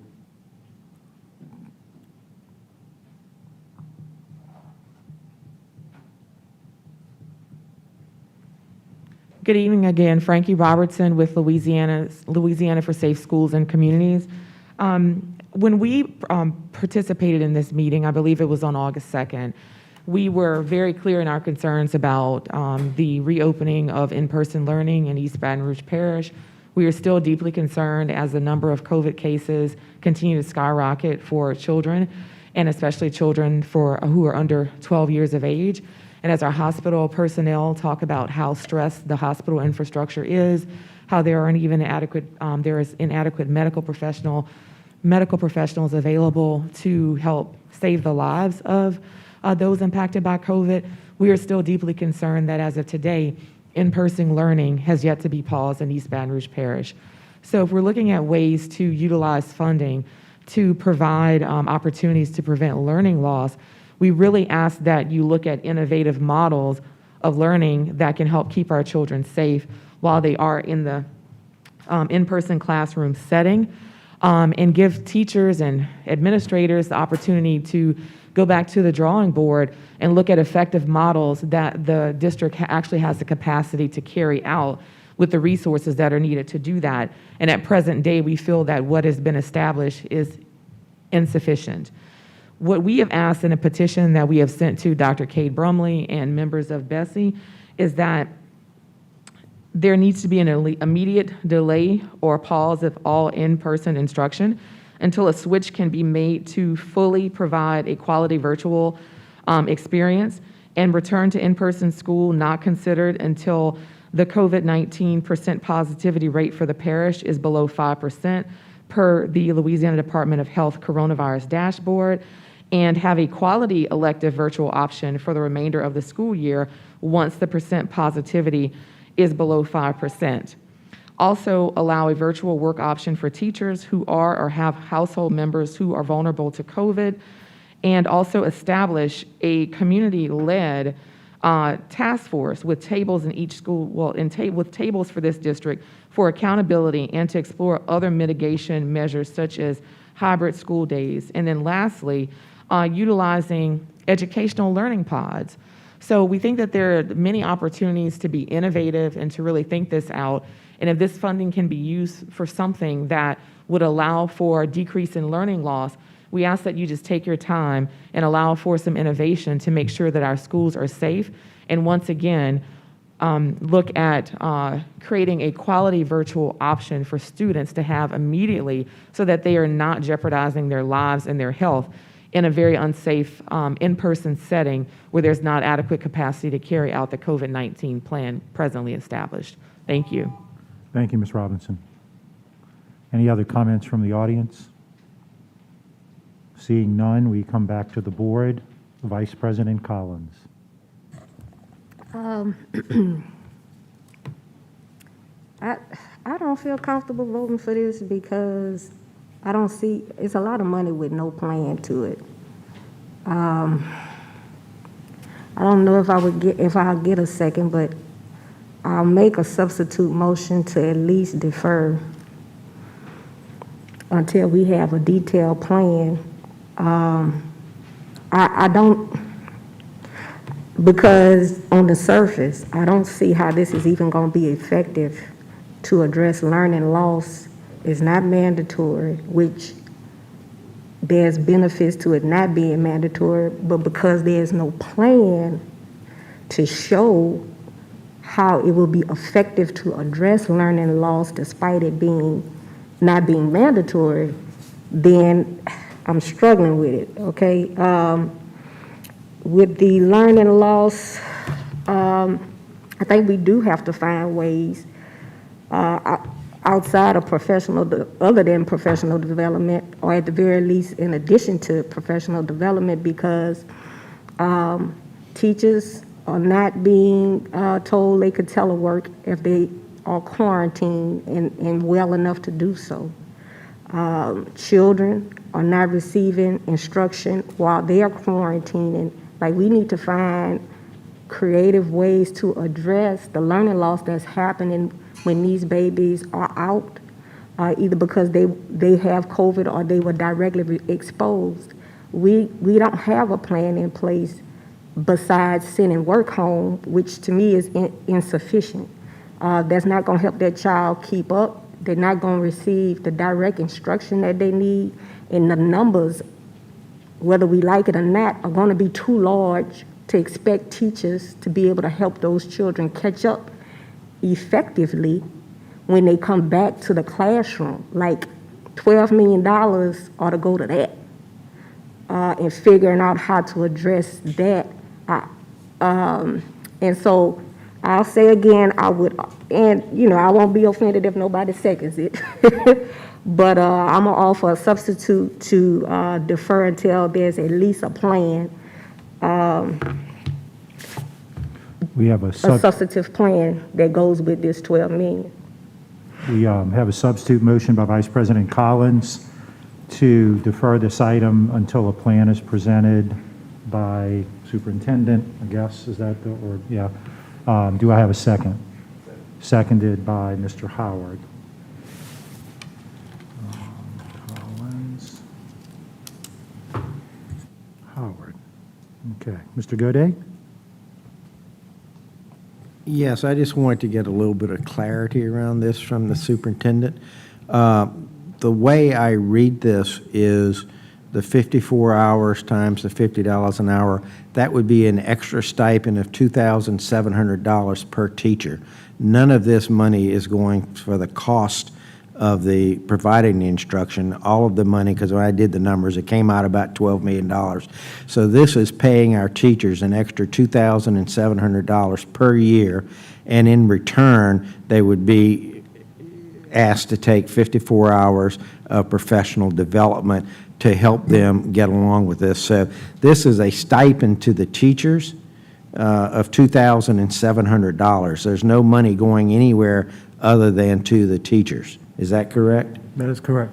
Okay, I just wanted to make that perfectly clear because I really do think our teachers need the extra money. They're going through a lot of things, and this is a way that we can give them some training to help work through the kinds of things that they're going, because there's differentiated instructions and everything else. So I just wanted to make sure that this is $2,700 per teacher going to the teachers. Thank you. Thank you, Mr. Gode. Mr. Howard.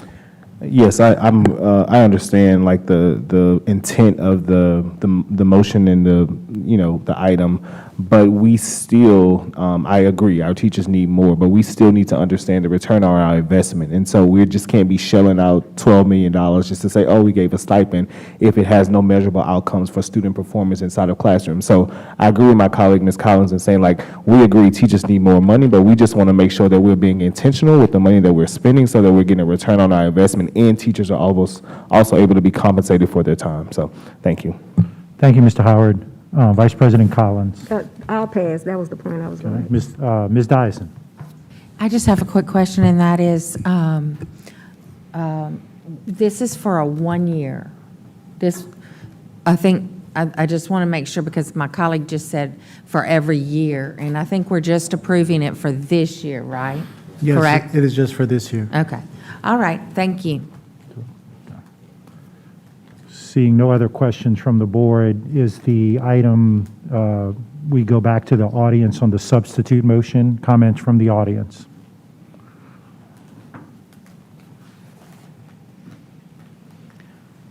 I'll be brief. Thank you to my board representative for the substitute motion. I think that is a good move. To Mr. Goday's point, the reason I object to the lack of clarity is I did the arithmetic, and with only 2,000 or 3,000 teachers, I don't get anywhere close to 12 million. There aren't 4,000 teachers. Not even close. Thank you. Thank you, Dr. Finney.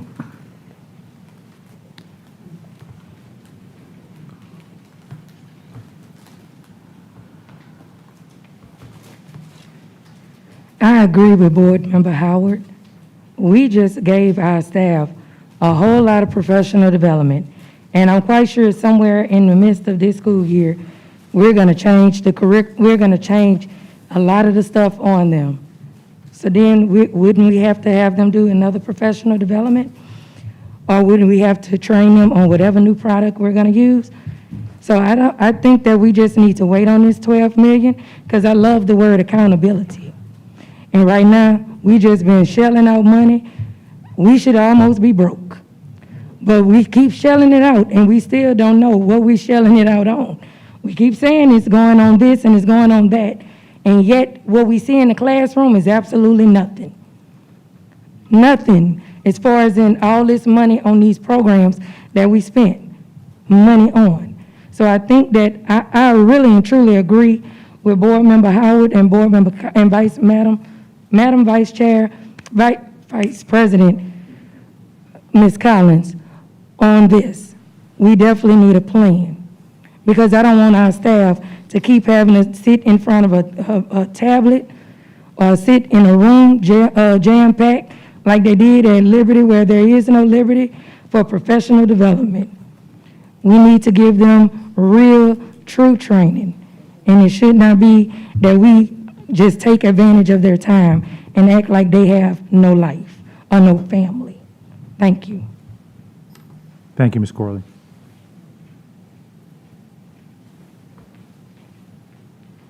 Hi, Frankie Robertson, Louisiana for Safe and Healthy Schools and Communities. Just want to clarify for the record that our coalition is certainly in support of making sure that teachers and school personnel are adequately compensated for their work and for everything that they do every day for our kids and communities. I do want to thank Vice President Collins and Board Member Howard for this substitute motion. What we're asking is that we look at where the dollars are being spent to fix the infrastructure and the issues that presently exist before we try to implement a training, professional development for training, and we have not seen a plan, nor do we know if it's adequate or feel confident that it will be adequate. So thank you for the substitute motion.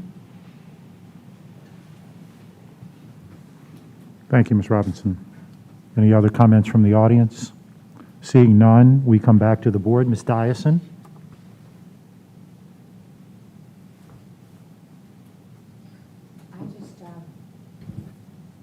I wanted to ask the superintendent when he's planning, if this passes tonight, when the implementation of this starts. Our goal is to start it right away. We will provide a calendar for the system on what the days are, and then begin talking with principals, and the principals communicate with teachers on those days. So you're saying this will have, the 6 hours will be per month? Yes, it's 6 hours per month. And that, in your mind and in your financial calculations, starts right in the next couple of weeks at the beginning of September? Yes. Okay. All right. Thank you. Thank you, Ms. Dyson. Vice President Collins? Okay, I have a constituent who had texted me some concerns, and I was trying to find the right place for it to be germane, because I do adopt some of the, I'm adopting some of the concerns. And be patient with me, please, as I skim through to make sure that it's germane to this, and it's dealing with learning loss and addressing learning loss. As I had mentioned earlier, I do have concern around students not getting direct instruction.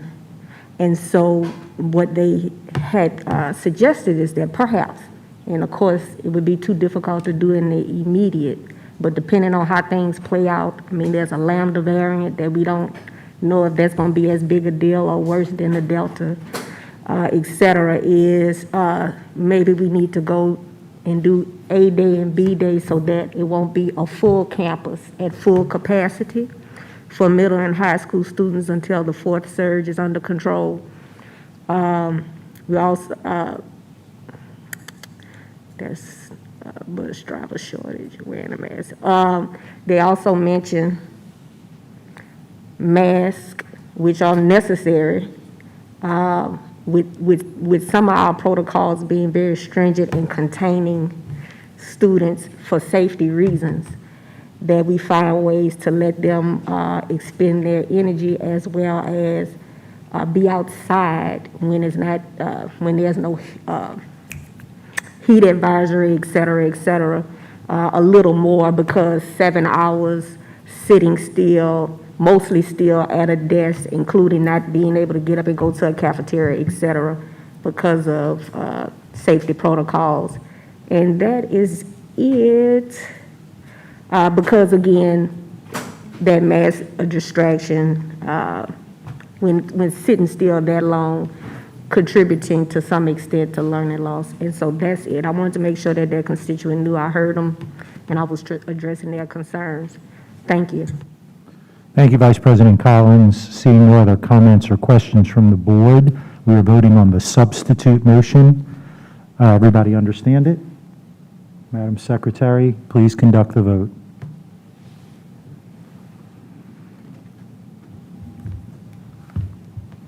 Please vote.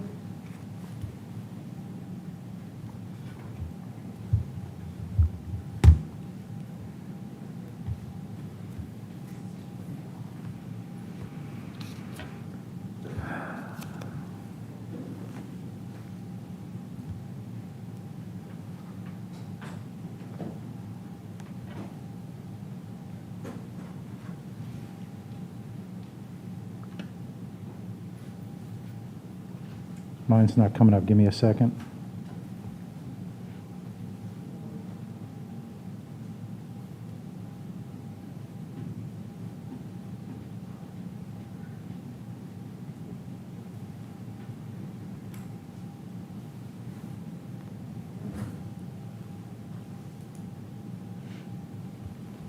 I was in and I don't know, I really don't know what's happening.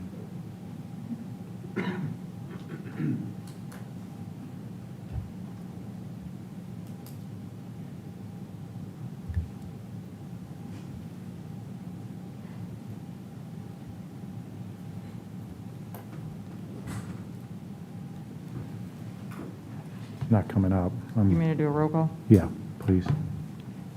Wait, I got it. It was just very slow. Apologize. The motion fails. The motion on substitute item fails. We are now back on the original motion. Everybody understand the original motion to approve the item? Madam Secretary, please conduct the vote. Please vote.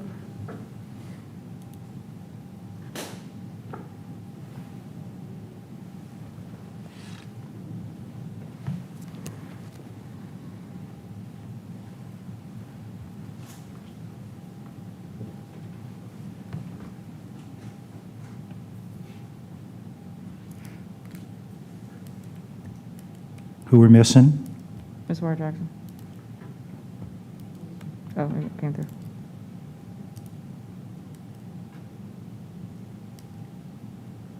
The motion fails.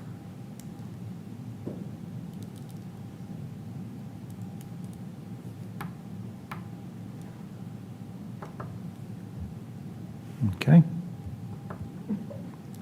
Just before we move off the item, just say that if we don't act on this in some sort of a way, it's 60 days before it can be brought back to the board. I don't know if anybody wants to make a motion to delay it or anything. I'm not encouraging that. I'm just simply reminding the board members that if it does not move in any sort of a way, it would be dead for at least 60 days. Everybody comfortable with that? Okay.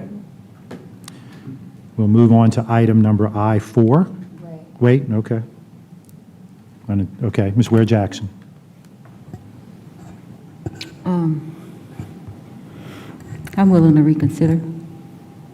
You what? I said I'm willing to reconsider so that we don't have to wait. I think an appropriate motion would be to move it to a date certain, I think an appropriate motion would be like to move it to a date certain.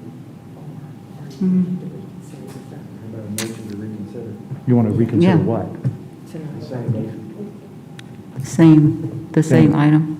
The same exact vote? Yeah, you can make that motion. Yeah. I'll move to reconsider. Okay, so, okay. Any other? Okay, so we are now on reconsideration of the main motion. Is that what we're on, Ms. Ware Jackson? Motion to reconsider. Is there a second to that? Seconded by Mr. Goday. So we are under reconsideration. Madam Secretary, please. Okay, I'm sorry. Ms. Ware Jackson made the motion and Mr. Goday seconded it.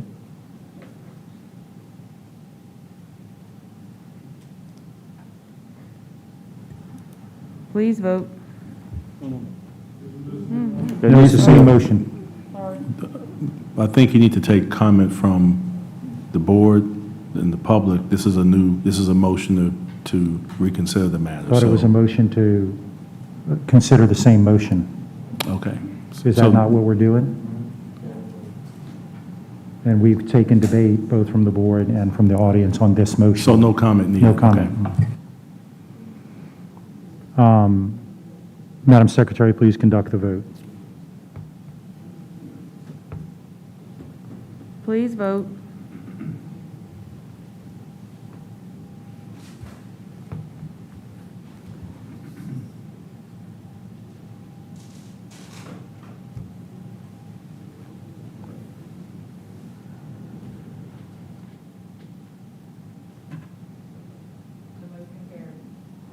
The motion carries. Motion carries. We move now to item I4, consideration of a request for the approval of the recommendation to hire data center as consultants for reapportionment and redistricting services for the East Baton Rouge Parish School Board. We have a motion. I'd like to make a motion that we choose strategic demographics for the reapportionment services. Is there a second to that motion? Mr. Godet?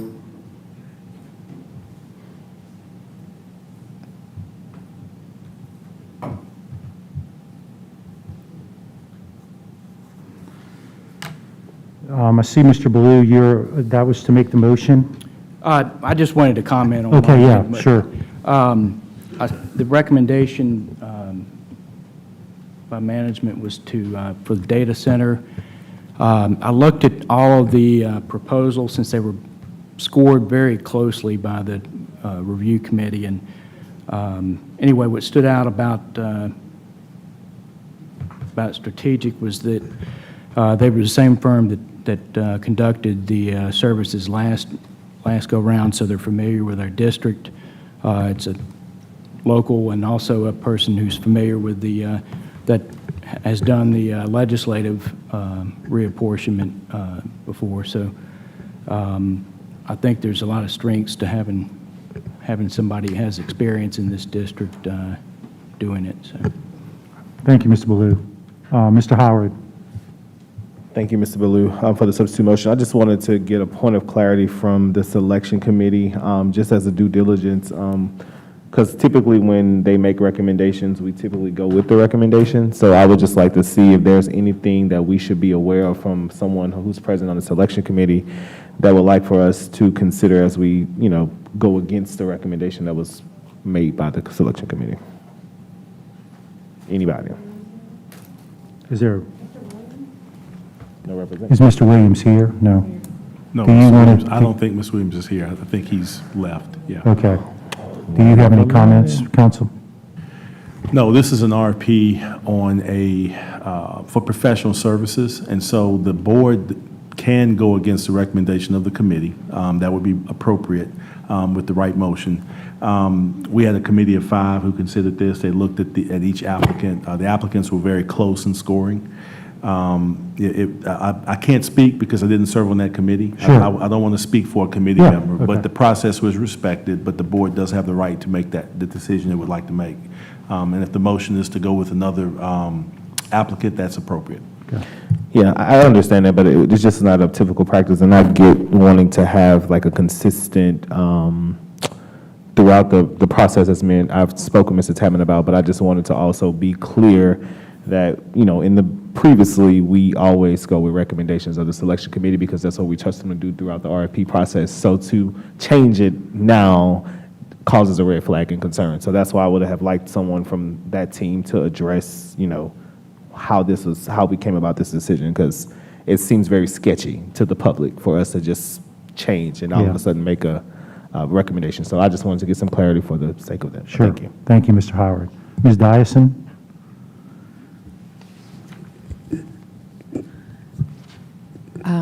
So I've had a lot of familiarity with this process because we had to do this not just at the 10-year points, census points, but also every time there was creation of a new school system. So we had to do it. I did it with all 3 of those, Central, Baker, and Zachary, along with the 10-year census.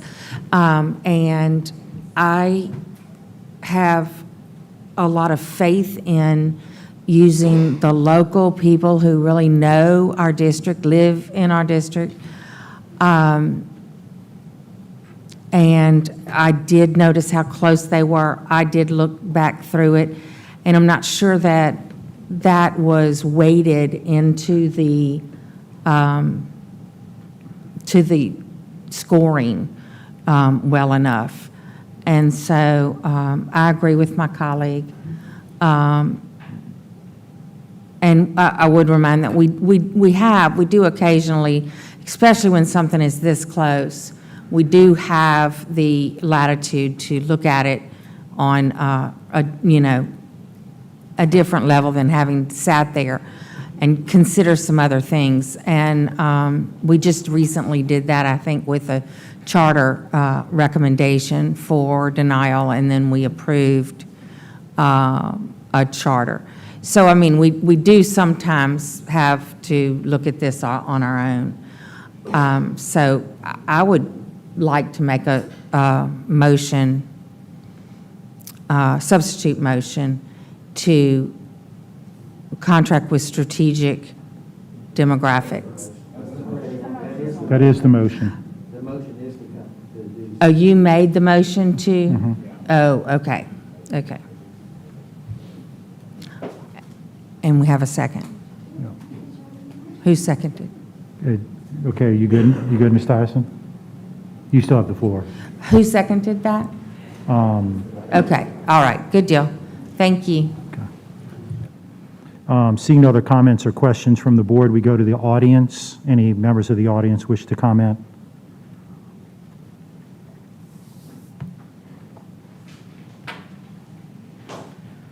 Believe it or not, this is the one item that I came here tonight because I care about it. If you intended to use the good old boy system, you should not have called for an RFP. Furthermore, Dr. Blair's current company didn't exist in 2014 or 2010, although two of the principals are the same. There is a huge ethical conflict of interest gap with the possibility that you would even consider hiring a firm whose owner is the demographer for the state of Louisiana.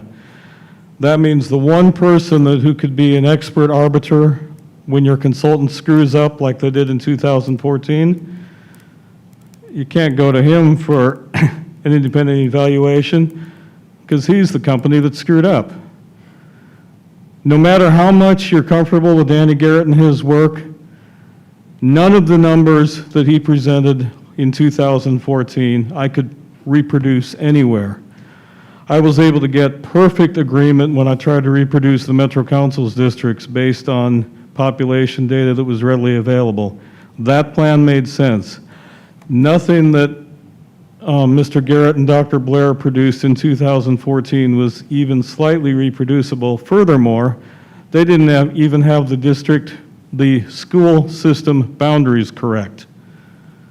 His work was so bad you got sued. If you don't intend to honor the process of RFQs, just admit that you're going with the good old boy system. Please, for the love of all things holy, do not screw this one up. Do not give this work to Dr. Blair and Mr. Garrett. I saw relative merits between the other two. Mr. Heflin has done work for you more recently than Dr. Blair and Mr. Garrett. But the Kenner Company seemed perfectly well qualified, and they won with the system you set up. So please pick one of those. Do not pick the one that is proposed in the motion that's on the floor. That's guaranteed to not end well. Thank you. Thank you, Dr. Finney. Any other comments from the audience?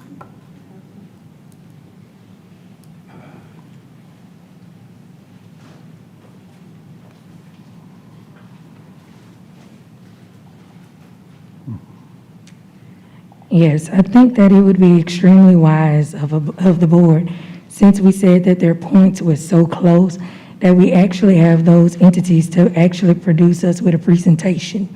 So that way they can, the public as well as the board, could actually ask them questions. As what the points that Dr. Finney has stated are factual and they're definitely on time. We don't need to screw up anything dealing with our school system. We've had that enough. And right now, the thing that we're supposed to do is learn from the mistakes we've made, and not duplicate it. So let's not make the same mistake. Let's be as transparent as possible with the public and have those entities actually present presentations so that the public can actually give input, just like I'm doing right now, to the board. And the board can ask a lot of questions. That is how we have transparency. That is also how we have accountability. When we continue to lack and to fail our children when we do not implement the two. So let's lead by example. Thank you. Thank you, Ms. Corley. Any other comments from the audience? Seeing no other comments from the audience, we come back to the board. Seeing no other questions or comments from the board, Madam Secretary, will you please conduct the vote? Please vote.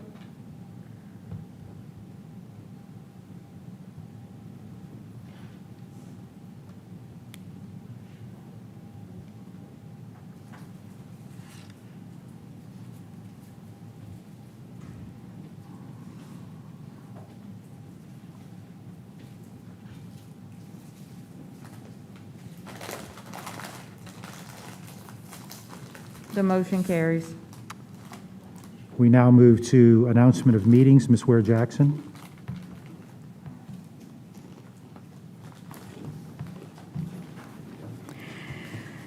Committee of the Whole to be held September 2nd, 2021 at 5:00 p.m. at the Professional Development Center. That's right here.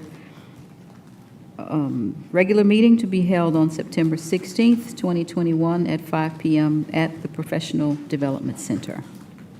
Thank you, Ms. Ware Jackson. I appreciate everyone's patience and durability through this meeting. I appreciate staff for all the work you're doing, the production team, staff attorney, board secretary, superintendent. Thank you all for your work, and I will entertain a motion to adjourn. Moved by Mr. Howard.